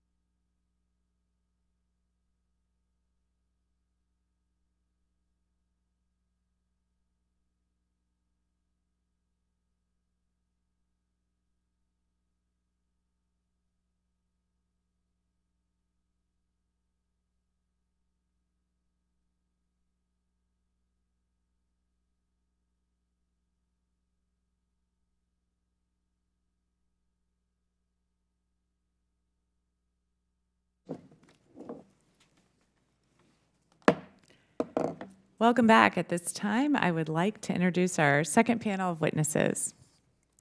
Dr. Bernard D. Goldstein is a professor emeritus and dean emeritus at the University of Pittsburgh Graduate School of Public Health.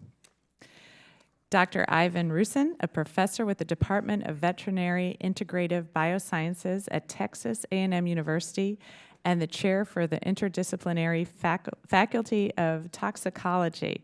He also serves as the director of the Texas A&M Superfund Research Center. Dr. Julie E. Goodman is a principal at Gradient, an environmental and risk sciences consulting firm with a focus on workplace and environmental chemicals. And our final witness, Ms. Wilma Subra. Ms. Subra is the founder and president of Subra Company, Inc., an environmental consulting firm in New Iberia, Louisiana. She also serves as a technical advisor to the Louisiana Environmental Action Network. Dr. Goldstein, you are recognized for 5 minutes. Chairwoman Sherrill, Chairwoman Fletcher, and distinguished committee members, I appreciate the opportunity to speak in front of this committee again. To keep the time, I will focus on the core principles of why IRIS was developed and its relevance to today.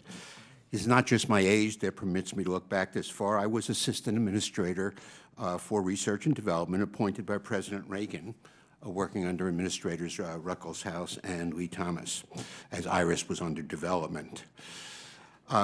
My conclusion, regrettably, is that rather than streamlining, disemboweling is really what is happening here. We are destroying the current long-term scientific basis for how EPA functions. My background is detailed in my written testimony. I want to emphasize that through the years I've worked closely with industry. In my current consultant work in toxic tort cases, I am about equally an expert defending an industry as I am an expert for the plaintiff side suing the industry, and it depends upon the facts of the case. So why was IRIS developed? In 1983, soon after the NAS Red Book was released, I became EPA's Assistant Administrator for Research and Development. First, what was generally not known now, but EPA was already doing risk assessments. The problem was that the silo structure that characterized EPA then and now made risk assessments a shambles. This will occur again if assessments are removed from EPA science offices to program offices. Different default assumptions were a key issue. Administrator Ruckelshaus recognized that for risk assessment to be useful, it needed to be sufficiently standardized and transparent so that, in his words, it would not be like beating a spy to get whatever answer you wanted. External transparent peer review is recognized as being crucial. And yet another reason for centralized ORD-led approaches, which I haven't heard discussed, is the obvious budgetary consequences because risk assumed a major role in assigning agency priorities. The program offices might want to increase the risk for air as opposed to water, or water as opposed to air, if in fact they were the ones allowed to have a say on what the basic approaches were. Subsequently, other important roles for IRIS have been recognized. The local purposes, which I was glad to hear both chairwomen describe. I recently had a document from the Allegheny County Health Department responding to a concern of local community, gentrifying community, about some old industries there. It relied heavily on the IRIS process. It relied heavily on IRIS numbers, which were duplicated in its document. There's also a need to be responsive to national concerns that, in a sense, help us with world trade issues. We have something that's recognized worldwide in IRIS. If we politicize it, we will no longer be able to look back and expect other countries to use it because it will be seen as a politicized effort rather than the science that it now is. And we need a centralized science, we need a centralized IRIS within ORD to decide whether and how to incorporate new science. And there is much new science related to hazard, related to dose response, that has to be incorporated. As should be clear, Administrator Wheeler's decision to cut IRIS budget, withhold its assessments from peer review, and move the formaldehyde issue is a complete contradiction of these founding principles. So let me conclude by saying that I have the deepest respect for Dr. Orme-Zavaleta, and I do call her Jennifer. I think she's doing really extremely well under the circumstances. But as the appointee of President Reagan confirmed by the U.S. Senate, I would have resigned had Administrator Ruckelshaus or Administrator Thomas tried to do the things that are happening now. I cannot recommend that the current AA of ORD resign. There is none. Nor in the third year of this administration even are rumors to whose name might be sent to the Senate. And it is unlikely that any reputable scientist would accept such a nomination. I would welcome answering questions about my overall written testimony, including transparency, about which I have previously testified in front of this committee, and about formaldehyde, which as a hematologist and toxicologist I've long been involved with. Thank you.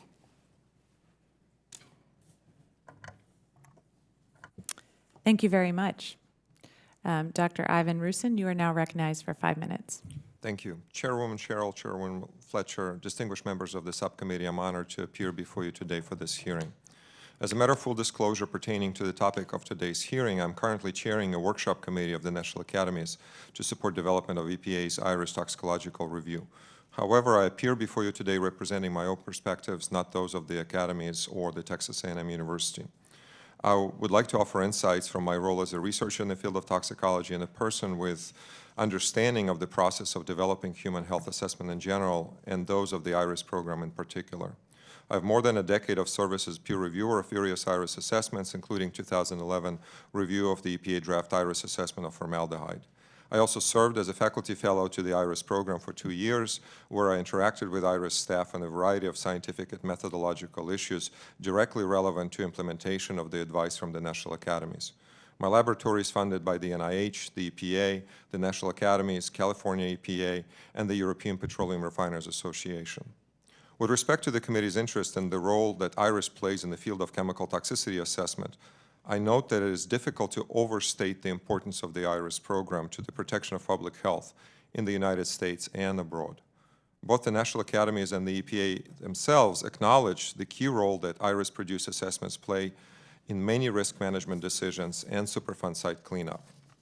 IRIS values are relevant for protecting the health and well-being of everyone, not only those who may be exposed in the workplace, and not only by a narrow choice of the routes of exposure. As such, IRIS values are held to the highest standard in terms of the quality of the assessments, undergo exhaustive intra-government and external reviews, and the process generates very important and widely used toxicity values and classifications. With respect to the committee's interest in the progress IRIS has made addressing recommendations from the National Academies, I note that a 2011 NRC report review of the EPA draft IRIS assessment of formaldehyde offered a roadmap for the overall changes of the process, as well as some specific guidance. And the report did recognize that this process may take time and that EPA is fully capable of implementing suggested improvements, hence no delay in releasing other assessments was recommended. 2 subsequent committees of the National Academies have weighed in on the process and progress and have commended the IRIS program for the work that they're doing. I fully agree with the conclusions of those reports. Overall, it is my opinion that substantial improvements in the IRIS process have been made in a relatively short period of time. It is clear that the IRIS program welcomed the advice it has been receiving from the National Academies and other stakeholders. The IRIS program fully embraced the concept of systematic review. Systematic review is neither easy nor it is straightforward, and the IRIS program is to be commended for their leadership in this area. Also, a number of strategic decisions were made by IRIS to develop specific guidance documents and further standardize the process. A number of software solutions have been implemented, and investments in staff training and improvements to the interactions with outside stakeholders were made. It is disconcerting to me, however, that it appears that the IRIS program lacks support from the leadership of the EPA in terms of providing it with sufficient financial resources and adequate staffing. It has been stated in the 2019 GAO report discussed this morning that a number of recent events may have grave consequences to the ability of the IRIS program to continue implementation of the advice from the National Academies, to complete their draft assessments, and to set further priorities commensurate with the needs of other offices at the EPA and of their other stakeholders. These developments are troubling, and I encourage the subcommittees to look into the GAO report's facts and conclusions and to determine whether EPA may need to support and strengthen the IRIS program as suggested by the national academies. In conclusion, it is my opinion that the IRIS program has implemented the recommendations of the national academies. The IRIS program should be supported with adequate financial resources and staff. I also support strengthening the oversight by Congress of the implementation of the Frank R. Lautenberg Chemical Safety for the 21st Century Act. Thank you for the opportunity to appear in this hearing, and I'd be happy to answer any questions the members might have. Thank you very much. Dr. Goodman, you're now recognized for 5 minutes. Thank you very much for the opportunity to speak today. I am Dr. Julie Goodman, an epidemiologist and board-certified toxicologist at Gradient, an environmental sciences consulting firm. We assist public and private organizations in evaluating the risks of chemicals and other substances to human health and the environment. I have been developing and applying weight of evidence and systematic review methodology for over 10 years in a variety of settings, and I taught a graduate-level class on this topic at Harvard University. Much of my work has been published in the peer-reviewed literature. I am presenting testimony today as an independent scientist. While my travel costs have been paid by my company, I'm here today on my own time, and I am not being compensated for the time I spent preparing this testimony.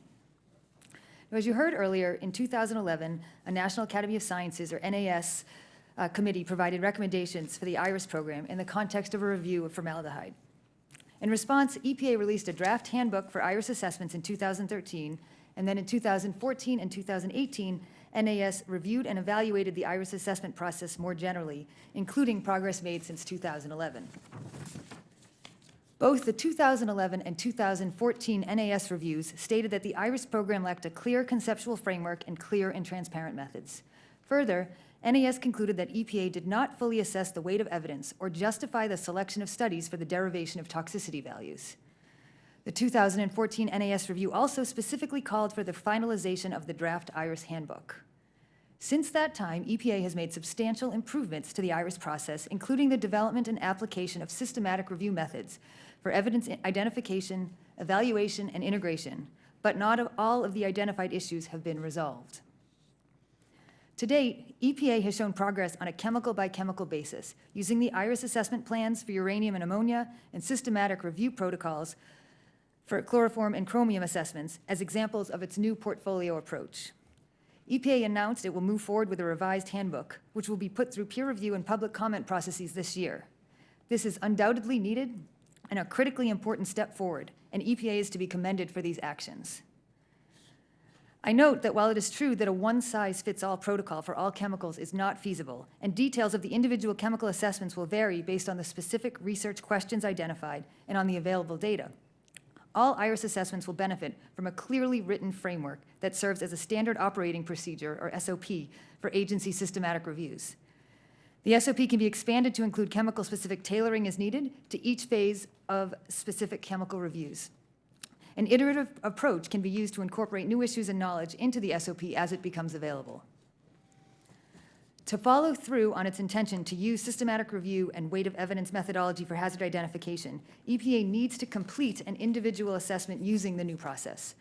My experience with developing these types of approaches has shown that it is important to apply a framework in a chemical-specific setting to determine where its strengths lie and where it falls short and should be revised. IRIS assessments both identify hazards associated with chemicals and characterize these hazards by generating toxicity values. With regard to the latter, EPA is always limited to studies with sufficient data for dose-response analysis, so the handbook should describe what will be done if these studies are not reflective of the science as a whole. In addition to studies that identify toxic effects, part of the hazard identification process is to consider studies that inform the mechanism of toxicity. EPA should indicate how it will consider this mechanistic evidence when deriving toxicity values. For example, if mechanistic studies clearly show a threshold effect, then it should be incorporated into the dose-response analysis, and linear low-dose extrapolation should not be applied. Now, there's no doubt that conducting systematic reviews takes more time and resources than non-systematic reviews. However, a completed handbook that can and should be revised to reflect the best available science will go a long way towards expediting assessments and increasing transparency and consistency across assessments. More importantly, with an established standard procedure in place, EPA staff will have better guidance to conduct IRIS assessments in a systematic and unbiased manner. This will allow stakeholders and members of the public to better understand the process and provide input, and ultimately will increase their confidence in EPA's assessments. In conclusion, to address the NAS recommendations for the IRIS program dating back to 2011, EPA needs to complete a general guidance framework for IRIS assessments in a revised handbook. EPA also needs to complete assessments that both apply this guidance and demonstrate that dose response analyses and toxicity value derivations will be informed by the overall weight of evidence and biological mechanisms. Thank you very much. Thank you. Ms. Subra, I now recognize you for 5 minutes. Thank you, Madam Chair, women, and distinguished members of the subcommittee for the opportunity to testify here today. I have provided technical assistance to community groups throughout the United States and in some foreign countries dealing with environmental and human health issues for more than 52 years. From the beginning of the publication available through IRIS assessment program, the information provided by IRIS has been extremely valuable in identifying health hazards of chemicals and evaluating exposure situations in the impacted communities. The toxicological information provides a complete evaluation of each chronic pathway of exposure and resulting risks. This information is critical in providing community members accurate and focused exposure and risk information per chemical. No matter what the situation, impacted community members are never exposed to just a single chemical. Focused on only one chemical or contaminant results in the underestimation of exposure, risk, and associated health. Community members' risk has to be included in all chemicals, all pathways of exposure, and all concentrations in all media in order to adequately identify the risk and develop pathways moving forward. When we look at the impacts of formaldehyde, formaldehyde is a precursor to many other chemical compounds produced by industrial facilities. In Louisiana, we have 31 major industrial facilities with more than 13 million pounds of formaldehyde being released into the environment each year. In Texas, we have 77 major industrial facilities releasing more than 819,000 pounds of formaldehyde into the environment each year. In the United States, we have 727 major industrial facilities releasing 19 million pounds into the environment. So an example of some of the communities that have been impacted by formaldehyde, the work I've done. In Natchitoches, Louisiana, there's a plywood mill. The citizens around the facility were very ill. We did air samples to determine that formaldehyde was a major toxic component. We went in and met with the company that was making the plywood and determined that they were using a formaldehyde-based glue or resin. Working with the community and the industry, they changed the kind of resin or glues they were using, and therefore the health impacts of the community were much improved. Then we have a Georgia Pacific facility in Crossett, Arkansas. It has a pulp mill, it has a paper mill, and it has a chemical mill. The chemical mill actually makes the formaldehyde for use at all 3 facilities. The citizens complained of 2 things: air emissions, odors of hydrogen sulfide, and formaldehyde. Hydrogen sulfide is the most disruptive to their health, but formaldehyde is the most toxic. Based on all the work with the citizens, we convinced EPA, and they brought in the National Enforcement Investigation Center, which identified that the emissions of formaldehyde were being missed by the facility because they were using the wrong kind of detector to do their leak detection and repair. So as a result of that, they issued them all sorts of violations, and then in December of last year, they came the penalty notice where they required them to pay $300,000 for each agency, the state agency and the federal agency. They require them to do $1 million in restitution and $1 million in over 3 years for supplemental environmental projects. These will all reduce the emissions of the toxic chemicals, primarily formaldehyde. Then we have a non-help group that does housing for disadvantaged people. They were looking at changing to a contractor that built the houses and would put it on their lots. As it turned out, they were using a resin that had formaldehyde in it. We had conversations with them. They declined to change the kind of resin they were using. Therefore, the self-help group no longer even considered having those houses because they didn't want their environmental justice community members exposed. And then finally, we had the hurricanes of 2005, Katrina and Rita. Huge impact to Louisiana, Mississippi, Alabama, and Texas. And as a result, we found out by doing sampling with Sierra Club that a large number of people were living in the FEMA trailers that were provided that had huge emissions of formaldehyde. We did 32 tests in one set, 30 exceeded EPA's criteria for formaldehyde, 44 tests, and 40 exceeded. As a result of that, 120,000 families were estimated as living in FEMA trailers with formaldehyde over the acceptable level. And in a FEMA trailer, it's an enclosed environment. Emissions into the air, everyone in the families are impacted. And so that was a situation where you did good for the community members, but resulted in health impacts to those community members. And a large number of them were children and pregnant females. Thank you. Thank you. Well, thank you to all of our witnesses. At this point, we'll begin our first round of questions. The chair recognizes herself for 5 minutes.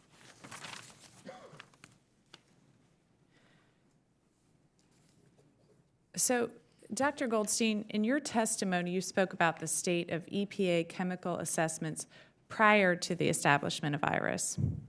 Can you please elaborate on the impetus to establish the IRIS program and what needs it was filling that program offices were unable to address?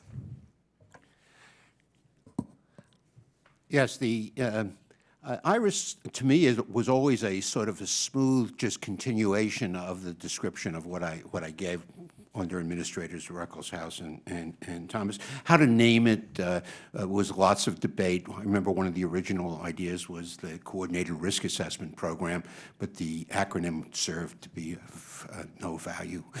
The issue of how to move forward for EPA always kept down to the natural tension between the program offices and a central administrative type of structure as the Office of Research and Development. And through the years, that has just progressed. So it was just a building on to the issue of we need a centralized approach.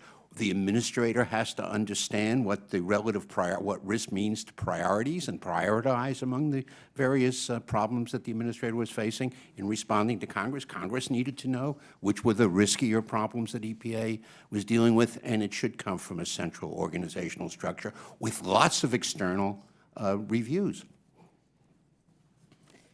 Thank you very much. And from our previous panel, we learned that EPA's Office of Children's Health Protection, or OCHIP, believes formaldehyde is one of the top 3 or 4 IRIS priority chemicals for its office. That means formaldehyde is one of the major chemical dangers facing children today. Unfortunately, OCHIP did not submit its priorities until it was too late in the process for them to be included. But Dr. Rusyn, can you describe some of the documented health impacts of formaldehyde, particularly for children, and why are children especially vulnerable to formaldehyde exposure? Thank you. I speak on my recollection from the information contained in the draft IRIS formaldehyde assessment that the committee that I served on reviewed in 2010 and 2011. I did not work on formaldehyde, so I'm not an expert by any stretch of imagination. But the draft assessment included evaluation of the literature and derivation of toxicity values for inhalational exposure, which was of greatest concern. And concerns that already were pointed out today, especially from the particle board and FEMA trailers and others, are something that is definitely bringing this type of a route of exposure to concern, and especially because children are also exposed and are considered as the vulnerable population. This is something that the agency needed to account for in how they derive toxicity values from some of the studies in adults. So respiratory irritation and exacerbation of asthma and other types of respiratory illnesses were some of the health effects that were pointed out in that draft assessment. Thank you very much. And Dr. Rusyn, since your participation in the 2011 National Academy's review of the draft formaldehyde assessment, what progress have you observed in IRIS's ability to implement the recommendations made and to increase its productivity and transparency? So as I mentioned in my oral and written testimony, the process of IRIS evaluations is under a microscope and has been from all sides, from GAO, from Congress, from the National Academies, and from other stakeholders. The progress has been primarily focused on the process, because the criticism that the 2011 report has provided was largely on the process and the transparency of the documents. So the systematic review process, the frequent releases of information that are now part of the IRIS program's standard operating procedures, increase transparency, increase the stakeholder engagement, and actually move the field forward. But it's important to note that risk assessment is not something that is stagnant. There's a lot of new data, there's a lot of methodological work, and I think IRIS is the leader in this, pushing the methodology forward. And we have a few more seconds. How are they the leader, would you say? The systematic review is something that is more established in the medical community, where systematic reviews are undertaken to create centralized guidelines for certain conditions and for their treatments. So to standardize across different physicians and make sure that they are treating their patients based on best science. How to apply this process to environmental health was really unclear. So this is something that has only begun about 5 or 6 years. So IRIS program has taken the leadership position in actually creating case studies and guidelines for this. So they're really pushing the field forward. Thank you. Thank you, everyone. And now the chair will recognize Mr. Norman for 5 minutes. Thank you, Chairwoman Cheryl. Dr. Goodman, there's been a lot of talk about systematic review and how it stands to improve the IRS program. Can you explain the systematic review in layman's terms and describe why its implementation is critical to improving IRS? Yeah, so the idea behind a systematic review is that there is a clearly formulated question, and based on that question, a protocol is developed for every aspect of the review, including the literature search strategy, what studies you're going to include and exclude, what information you're going to take from those studies, importantly, how you evaluate the quality of those studies, their strengths and limitations, and then how you integrate evidence from all these studies, especially when there's contradicting evidence, what you're going to do. And the reason why it's so critical is so that you truly get a sense of the whole state of the science. When a review is conducted that's not systematic, what ends up happening is critical information is ignored, and then your conclusions aren't really based on a good, solid scientific foundation. Thank you.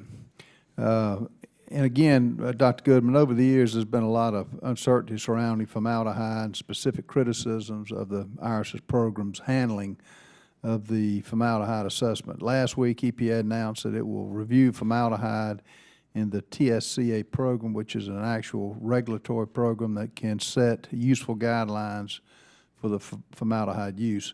I think this is a tremendously positive step toward making meaningful determinations as to the risk associated with formaldehyde, and I applaud the administration for taking this step.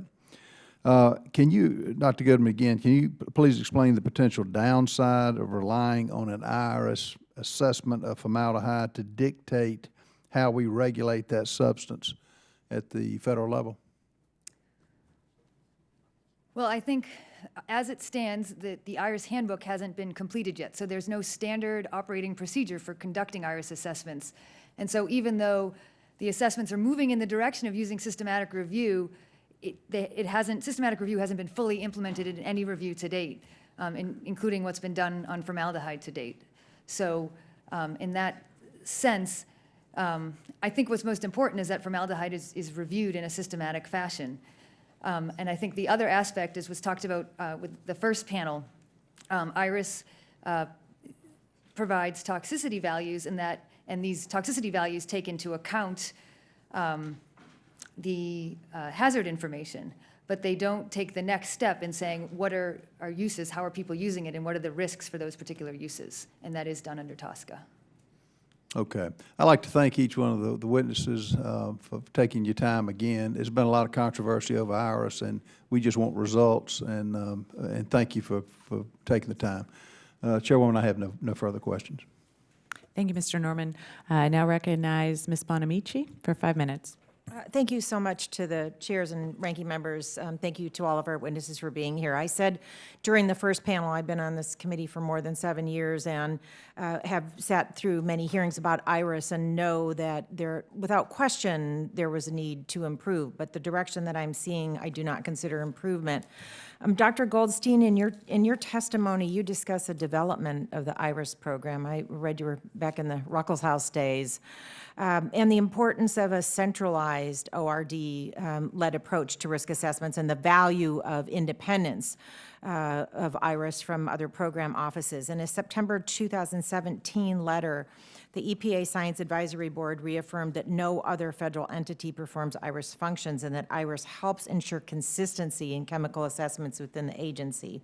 I disagree with my colleagues who continue to call for the elimination of IRS. And Dr. Goldstein, based on your years of experience at the EPA, what are the consequences of diminishing the independence of IRS, and how would consolidating the functions of IRS into various program offices affect the quality of assessments? I think the quality of assessments would rapidly decline.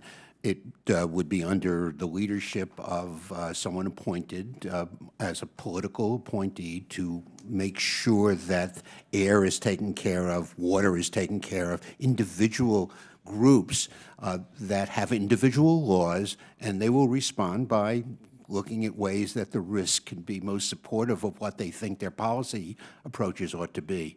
We need an independent group that says what the science is, and then everyone can use it, but cannot play with it as much as would occur if you got rid of IRS.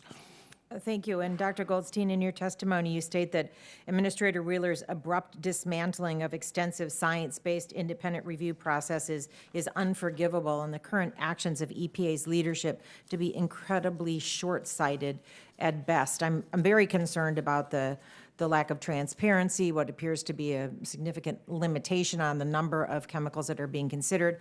I also appreciated the candid statement in your testimony that you would have resigned as an assistant administrator of ORD if EPA leadership had tried to make the changes now being insisted on by Administrator Wheeler. I don't think we can brush this aside or ignore it. I'm deeply concerned about the efforts to undermine scientific integrity and dismiss agency scientists in the EPA's work and the consequences it may endanger the EPA's ability to fulfill its mission. And we know that mission is protecting public health and the environment. What are the long-term consequences of the continued disrespect and dismissal of science at the EPA? Well, EPA will soon cease to function effectively. It will continue to have debate after debate after debate. Formaldehyde, to me, is a poster child of what happens when we let politics get in the way of making scientific, looking at the scientific basis for the decision-making. One can take the science and make a decision based upon what the laws are, what the policy issues are, but one should not discard the science and basically decide in advance, I know what the science ought to be, and then try to make policy on that. That policy will eventually fail. Thank you, and I have a question about the career staff. I know that there are still many career staff at the agency. How can we defend the work of the career staff when the EPA leadership is limiting the release of information to the public? What are your suggestions here? I think you've asked the most important question. My suggestion is as much oversight as you can give would be very, very welcome in this way. The hearings like this are just so important, and the career staff recognizes that. Thank you, and I want to reiterate what I mentioned in the hearing on the first panel, that IRS is an important program. Yes, based on the information we'd heard in the past in the recent GAO report, yes, there is room for improvement. We can work together to bring about that improvement, but we absolutely must maintain the separation and respect the work of the career folks who are there trying to make sure that there is a science and transparency regarding IRIS and overall with the EPA. So thank you for your leadership, Chairwoman Fletcher and Chairwoman Cheryl and ranking members, and I yield back. Thank you very much. Now the chair recognizes Dr. Babin for 5 minutes. Thank you, Madam Chair. Appreciate it. And thank you, all you expert witnesses, for being here as well. Dr. Goodman, do IRIS assessments integrate all lines of evidence, including potential adverse health effects to humans?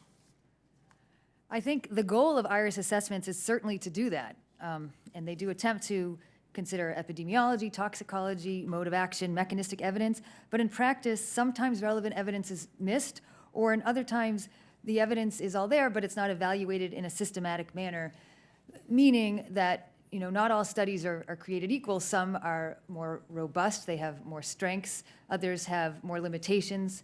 Just as an example, sometimes in epidemiology, it's very difficult to estimate exposure, and some studies do a better job than others at coming up with good exposure measurements. So I think that that can sometimes be an issue with IRIS assessments. Okay, and then do IRIS assessments include any consideration of actual human exposures or make any determination of the actual human risk? I believe that IRIS, the goal of the IRIS assessment is really to conduct a hazard assessment, and then once that assessment is done, it can then be used to evaluate risk based on human uses of chemicals and exposures. Okay, does the TSCA program consider human exposure? Yes, it does. Okay. And also, is it true that other chemical assessment agencies like the World Health Organization recognize a safe threshold for formaldehyde exposure when they establish values for long-term exposure to formaldehyde? Yes, I believe the World Health Organization has acknowledged that the key mechanism for formaldehyde in causing cancer is through cytotoxicity and cell proliferation, and that specific mechanism has a threshold. And what that means is there's an exposure level below which the body can actually handle exposures to formaldehyde, and this won't happen. Okay, well then, would you elaborate just a little bit on the importance of setting these safe threshold values? Well, I think the idea is the goal of all of these programs is to determine what safe levels are, or what levels below which we can be confident that there isn't an increased risk for adverse effects on human health. And so we need that based on the best available science, and if the science suggests that a mechanism of cancer or any other health effect has a threshold, has a level below which there is no increased risk, that needs to be incorporated in an assessment. I see. And Ms. Subra, you had mentioned, are you from Louisiana, by the way? Are you from Louisiana? Did I hear you say you had some studies and Natchitoches and right areas? Okay. What did you hear my last question? Were you would you like to elaborate on it as well? Could you repeat his question? Yes. Okay. The importance of setting safe formaldehyde threshold values for anything, but we're talking about formaldehyde here. If you would elaborate on that as well, and because I know that you've had a lot of experience with this. Right. So based on the citizens' complaints, we did air sampling and found that formaldehyde was the chemical present in the largest quantity in the ambient air around the facility where these people live, and then being able to coordinate that back to the resins that were used by the facility. That was the source of those emissions. And then we worked with the facility to get those resins replaced, and as a result, the formaldehyde in the air was non-detect once they changed the resin they were using. So the health impacts to the community improved tremendously based on removing that source of pollution. Okay, thank you, and I yield back, Madam Chair. Thank you very much. Well, thank you. And now the chair recognizes Chairwoman Fletcher for 5 minutes. Thank you. Thank you, Madam Chair. The EPA program and regional offices routinely utilize IRIS assessments to meet the agency's mission. Similarly, as I mentioned earlier, state regulatory agencies are also highly dependent on IRIS values. I have with me a letter from the Colorado Department of Public Health and Environment, and I would like to add it to the record. So I'll ask that the letter be added to the record. Without objection. And this letter from the CDPHE unequivocally states that they utilize IRIS toxicity values daily to protect Coloradans' health. Additionally, non-governmental stakeholders utilize IRIS assessments to better educate and protect impacted communities. Ms. Subra, in your testimony, you describe how you utilize IRIS assessments in your work. How regularly do you reference the IRIS assessment values? Yes. Depending on what facility and community I'm working with and what all the chemicals are that are being released by that facility. If there's some that I want additional information on, I'll quickly check the IRIS database and see if it's available. So it may be once a week, it may be once a month, it may be once every 2 months, depending on what new issues I'm working on. But on issues I'm working on a regular basis, I check it to see if anything new has been added to that website to enable the citizens to better understand what's going on. And what is it specifically about the IRIS assessments that makes them a valuable resource to you as compared to other toxicity values?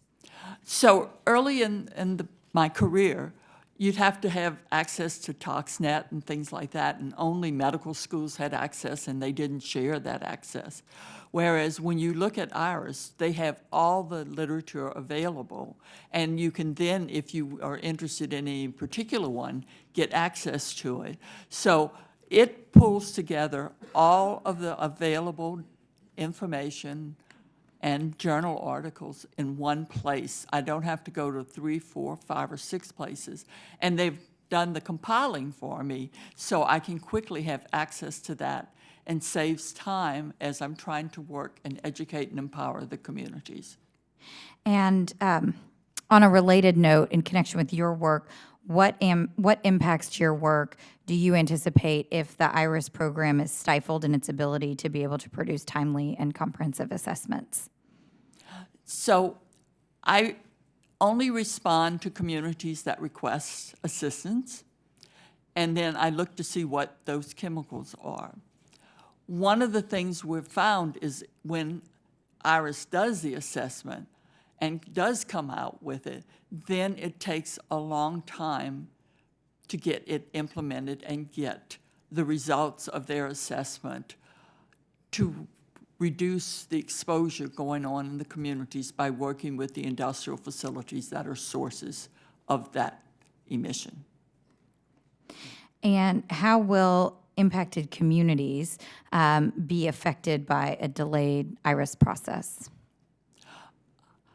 They are affected because of primarily the air emissions, and in a lot of other cases it's water, groundwater, and solid waste. But when they're affected by the air, then we need a handle to be able to say, this is what's going on in the ambient air in the community around this facility or these facilities. Mm-hmm. And then because of the IRIS information, then we can determine whether or not it's harmful to the community and what impacts it has on their health, and then work with both the industry, the local, the state, and the national environmental and health agencies to get those emissions in the ambient air reduced and thus reduce their exposure.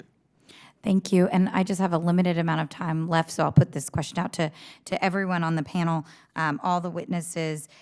Do you believe, or why do you believe the value of IRIS assessments for external stakeholders has improved and increased over time? If anybody wants to take that question. Lots of hard work and lots of oversight and insistence that that information be available. And I think as well, the level of scrutiny that this program has and the level of scrutiny that each draft assessment undergoes really provides the best available science for that particular protective value and the cancer hazard classification. And I see I've gone over my time, so Chairwoman Cheryl, I will yield back. Thank you. The chair now recognizes Ranking Member Marshall. Thank you so much, Chairwoman. I'll start with Dr. Goodman. Trying to understand linear assessments. When, as a physician, we give a patient medicine, We start off the lowest dose possible, and then usually you'll hit a certain dose to finally get the response you're wanting. And then I never see a linear progression to the side effects. It looks like we just steadily go up, and then suddenly there's a number that causes the side effects. And I would think, trying to apply toxicology might be the same in reverse. So do you typically use some type of a linear analysis, or is there typically drop-off points?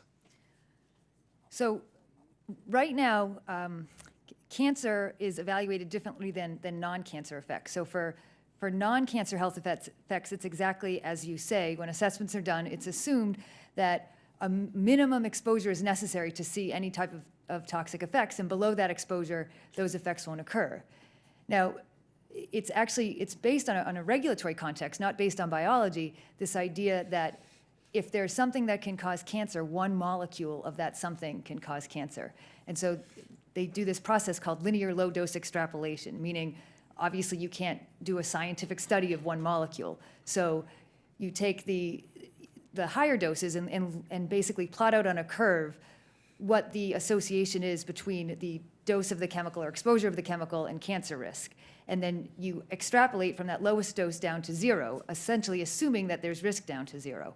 But if biologically that's not necessarily the case, particularly for certain carcinogens that have certain mechanisms. And in that case, you should do exactly as you said. You should find the exposure level, the minimum exposure level where you can increase cancer risks, and then below that, there's no evidence for an increased cancer risk. How do you take the IRS assessment cancer classifications and then apply them to actual human health risk? How do companies do that? The IRS assessment cancer classifications, and then I'm trying to relate that from taking that data to human risk. Well, I think the idea, if you're talking about cancer, so a cancer slope factor or a number is calculated. That's an estimate of what what cancer risk is associated with specific exposures. But as I said, there's this extrapolation down to low exposure levels because that can't be studied. And so by design, it is overestimating cancer risk. Do private companies feel like IRS has been transparent? I don't know that I can speak for private companies.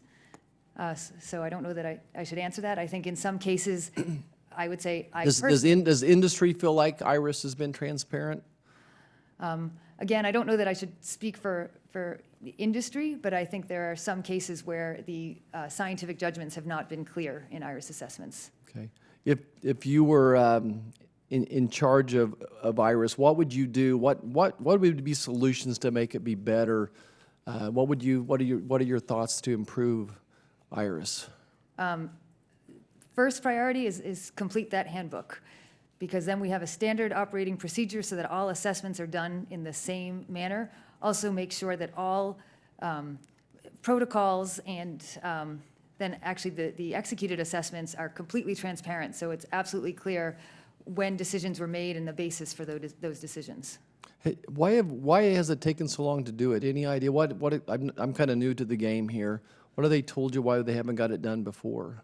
I don't think I'm the right person to answer that. Okay, all right. Think here for a second. Mr. Goldstein, what do you think? Certainly there's been a handbook that they've used for decades, I would assume. They have to have one. You could not supervise a lab without a handbook. What's taken so long to get this to Congress and to all of us? Sir, may I first answer the question you asked before you use? I'm a physician. You use the issue of toxicity. I guess I got 38 seconds left, so I'd rather you answer this question. Okay, may I send that to you? Sure. The answer to this question is simple. I just don't know. I'm not active at EPA right now. I do know that doing something like a handbook, unless Congress requires me to do it, in which case it becomes highest priority, is really not that easy in a moving subject like this. And as new science is brought in, as you heard about systems approaches, boy, by the time you get this finished, I would just think the first 20 steps are the same, though. The first 20 steps should be the same, no matter which substance we're looking at. And I just can't believe it's been 8 or 10 years. Thank you, and I yield back. Thank you. The chair now recognizes Mr. Tonko for 5 minutes. Thank you, Chairwoman Cheryl, and welcome to the panel. I firmly believe that we must ensure that inappropriate political interference in the scientific process does not get in the way of protecting our national security and public health. And Dr. Goldstein, I know that you had an earlier exchange with my colleague, Representative Bonamici, but I want to delve a little further. But before I do that, why don't you express what you wanted to express, if you can do that in a matter of seconds? Okay, the very good question asked by Dr. Marshall had to do with toxicity. You see the toxicity very quickly, though. So if you're going to change the dose of a drug and see toxicity, that's an immediate response. Cancer is 20, 30 years later. You won't see it as a physician. So it's not really pertinent to the way they do risk assessment, although it's a very good question. Okay, thank you. Now back to political influence. In your testimony, you touch upon how the current political manipulations in the IRIS program reflect the general dysfunction at the EPA over the past 2 years, particularly with the CSAC particulate matter review. You go so far as to state that, and I quote, "There is no question that today we are at the lowest point ever since the formation of the EPA," close quote. This is alarming to hear from someone who has been a close observer of the agency for decades, particularly since you came to work at the EPA following the infamously dysfunctional and frequently hostile tenure of former Administrator Ann Gorsuch. How does this administration follow the pattern of behavior exhibited by that Gorsuch EPA, and what makes this the lowest point in the agency's history? It's an easy question to answer. You mentioned the Clean Air Scientific Advisory Committee. Before becoming assistant administrator, I chaired that under Ann Gorsuch. Ann Gorsuch did not interfere with the actions of the Clean Air Scientific Advisory Committee. Administrator Wheeler is. Well, what do you believe is the goal of these attempts to undermine science at the EPA wherever possible? Policymakers like to get the science they want rather than the science that exists. I mean, it's built into the tension of how we develop our regulations and how we protect the public. So sheer manipulation. Dr. Goldstein, in your testimony, you mentioned that when you found evidence that benzene is leukemogenic using funding from the American Petroleum Institute, your funding was cut off. While you say you maintain respect for the scientific aptitude of industry, I must say this is troubling to hear. When you were working for industry, was there an understanding that your funding was dependent upon a particular outcome? They never said that they cut it off because of the outcome. They were short of money that year was the reason they gave. I think we all understood what the answer really was. But no, the issue of working with industry I think is really important. I think good scientists in academia should work with industry, but it must be done in a way that's very careful and must be understood exactly what industry wants. On the formaldehyde issue, I was asked to consult with industry right after the IARC meeting in 2010 said that it was a known leukemogen, and I told them they had to repeat the key study. They've yet to repeat it. Instead, they fund consultants to nitpick the study. And thank you. And given your experience, what is your impression of the insistence by the American Chemistry Council that the studies it funds exonerating formaldehyde are sufficient to upend or at least call into serious question the current weight of evidence regarding formaldehyde's carcinogenicity, or whatever, carcinogens? Cancer causation, sir. Yeah. These studies just indicate why this transparency idea is simply a ruse to be able to get raw data, not to be able to repeat the study, but to be able to nitpick the study. Consultants get paid for nitpicking studies, to changing blemishes into scars so that we will think there's a real problem. One of the studies is one that I responded to in print, showing that their own data, if anything, proved not proved is too strong, but certainly strengthened the initial study, not discredited it. Thank you very much. I just want to make a statement that scientific integrity is about, in my opinion, ensuring a process and atmosphere in which the science leads us to the results. Public science informs national policy on everything from pesticides to power grids. Our nation's cities and states need credible information to prepare for climate change, and our families deserve to know if unsafe chemicals are being sprayed on their food, dumped into their water supplies, or added into the products they buy. The efforts to silence science, distort and bury or delay the release of valuable science at EPA, and they serve as a reminder of the urgency of passing the Scientific Integrity Act, which I've introduced to codify the requirement that all agencies have strong scientific integrity policies that ensure that science leads the way. No matter the administration, anything short of that is simply unacceptable. And with that, Madam Chair, I'll yield back. Thank you so much. I'd now like to recognize Mr. Cohen for 5 minutes. Thank you, Madam Chair and Merritt's mother. Dr. Goldstein, I am obviously not a toxicologist, not obviously, but I'm not. But Mr. Marshall asked some questions earlier about ethylene oxide. And he expressed concern that IRS risk values for inhalation of ethylene oxide are 19,000 times lower than what the human body naturally produces. Do I have to go further? I see you're ready to respond. Isn't it true that the human body produces and expels a lot of substances that it would be dangerous to consume or inhale? And is the presence of a chemical in some concentration in the digestive system, for example, going to mean the same level of risk as if that chemical is found in your lung? So can you tell us about comparing these different levels and various, also the chemicals, if they're in the soil versus the air versus the water we drink, et cetera, et cetera? Thank you for the question. What's fascinating to me is that industry has welcomed some recent research, which I think is pretty good research, that shows that about a third of in my estimation, about a third of all cancer is due to bad luck. Well, yeah, I mean, it's going to happen whether we were exposed to anything or changed our environment. That's not true for all cancers, certainly lung cancer, others. But if you start with that as something that industry believes, well, that means it's something internal to our body. Well, if our body makes formaldehyde and ethylene oxide, those are likely causes of this. If you live long enough, you're going to get mutations to your cell that will cause cancer, which is what bad luck really is about.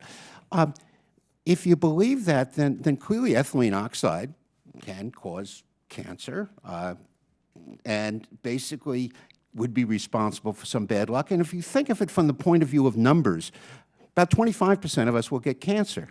If a third is due to bad luck, that's about 8% of us. If we're talking about Congress telling us we have to regulate it, say 1 in 100,000 risk, well, 1 in 100,000, 8% of that is what, 8,000 in 100,000 is due to this bad luck. If you're telling us to regulate it 1 in 1,000, a little bit more of ethylene oxide from the outside, a little bit more formaldehyde from the outside could easily produce that 1 in 8,000 that I just talked about.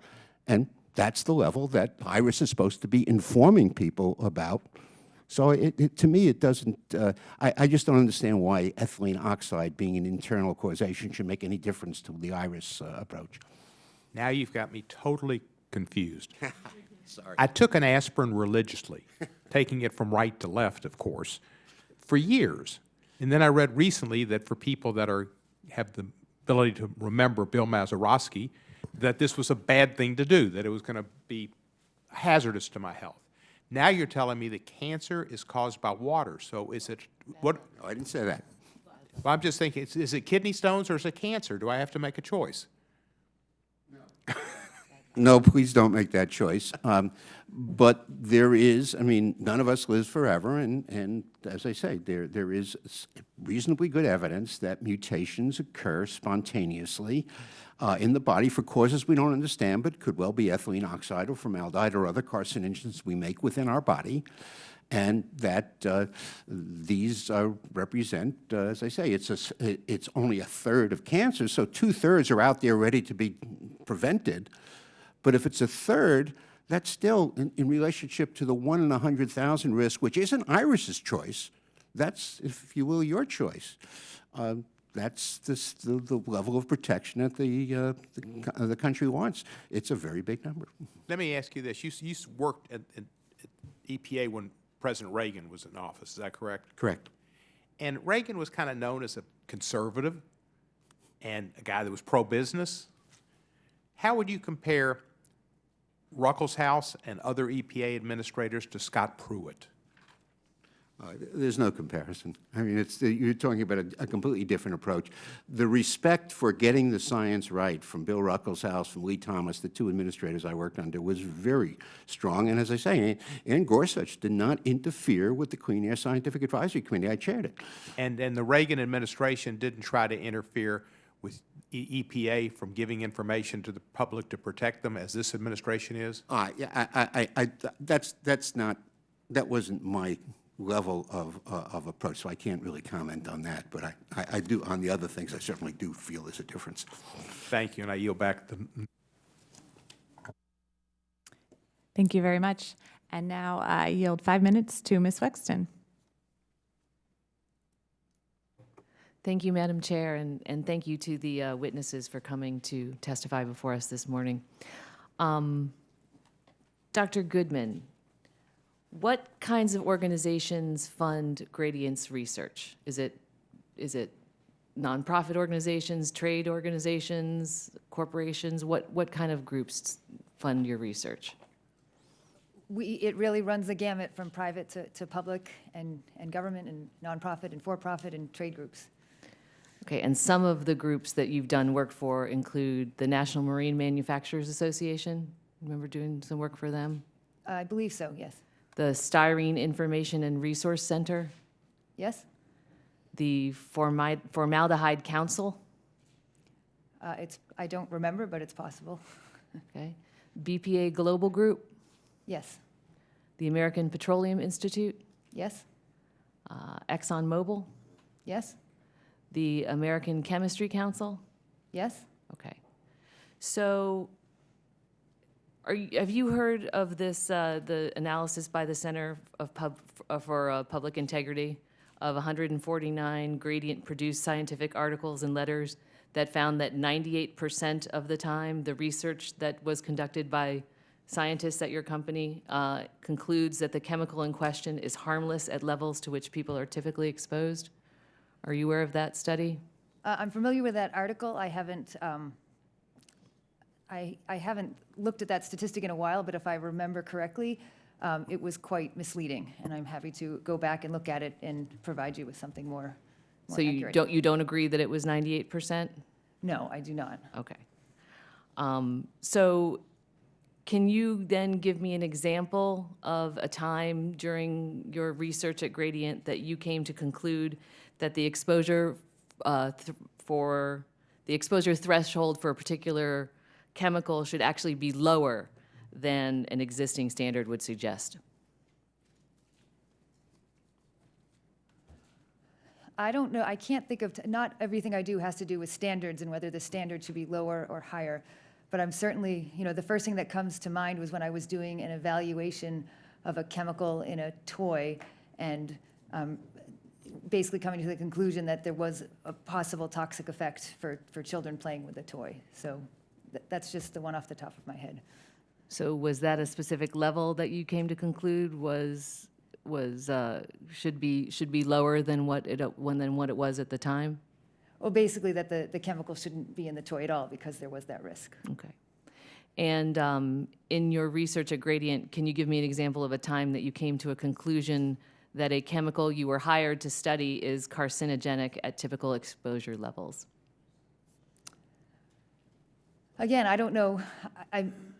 The types of things we do range from hazard assessment to risk assessment, so it's not always about, common uses and what people are typically exposed to. But I'm actually, this isn't cancer, but I'm thinking now, I actually have, in the published literature, and actually some of this work was funded by the American Petroleum Institute, as you mentioned, and some by actually the Texas Commission on Environmental Quality, which is a government agency, where we look at air pollutants and risks of asthma and some other respiratory effects, and we did find that there was an increased risk for certain effects. So, and again, I'm happy to give you a list of that if you... And was that research that you specifically participated in at Gradient, or just peer-reviewed articles in scholarly journals that you have read? It was research. I'm not exactly sure what the question is. It was Some of it, we've done some original research where we actually look at air pollution data and health outcomes, and then we've done systematic reviews, like we're talking about here today, where we looked at all the published studies and said what it came to together. And all of that work has been published in the peer-reviewed literature. And have you ever worked on a study for Gradient where the client proposed their own conclusion, that is, what they were hoping that the data would show? Not that I can think of, and in the end, it doesn't matter. I mean, we get hired to do independent scientific analyses and conduct them with rigor and transparency and adhere to the highest scientific principles. And Dr. Goldstein, in your testimony, you indicated that you have some extensive knowledge or experience working with industry. And based on your knowledge of industry-supported science, how frequently are results found that contradict the business interests of the company or trade group that's funding the research? And if you could answer quickly, the gentlewoman's I will say, not that unusually internally. I mean, that's the role of internal scientists at industry, is to keep them out of trouble by having them not do the wrong thing. So that's not uncommon. Okay. How much it gets public is another story, right? Thank you very much. I yield back. Thank you. And now I believe the ranking member, Mr. Norman, has a question he would like to add, so I yield 1 minute to him. Thank you, Chairwoman Cheryl. Just kind of follow up with this conversation we've been having. I mean, Dr. Goodman, you're independent, and I think Dr. Goldstein was mentioning as independent contractors, if you will, you may cherry pick different things to have a desired outcome. Of all the companies you've had, have you had anybody put pressure on you to come up with an outcome that may or may not be what they wanted? The answer to that is no. Again, I get hired to do independent analyses, but I think this whole idea of systematic review and transparency, that's kind of the whole point. That is the work I do. I use a protocol, we do it systematically, and everything is transparent. So the idea is anyone can see the methods we use, the judgments that were made. Well, and I'm in the private arena, and we hire a lot of consultants. From liability reasons alone, it would not make sense for us to put any pressure, or any business. We want to be protected, as I think Dr. Goldstein mentioned. We want to be protected. And the easiest way to invite a lawsuit is to try to have a desired outcome, which is not the end result. The media portrays that, but it's just in real life, in the real world, that's not how it works. Thank you so much. I yield back. Thank you to the ranking member. Before we bring this hearing to a close, I want to thank our witnesses for testifying before the committee today. The record will remain open for 2 weeks for additional statements from the members and for any additional questions the committee may ask of the witnesses. The witnesses are excused, and the hearing is now adjourned. Thank you. Good job. Thank you.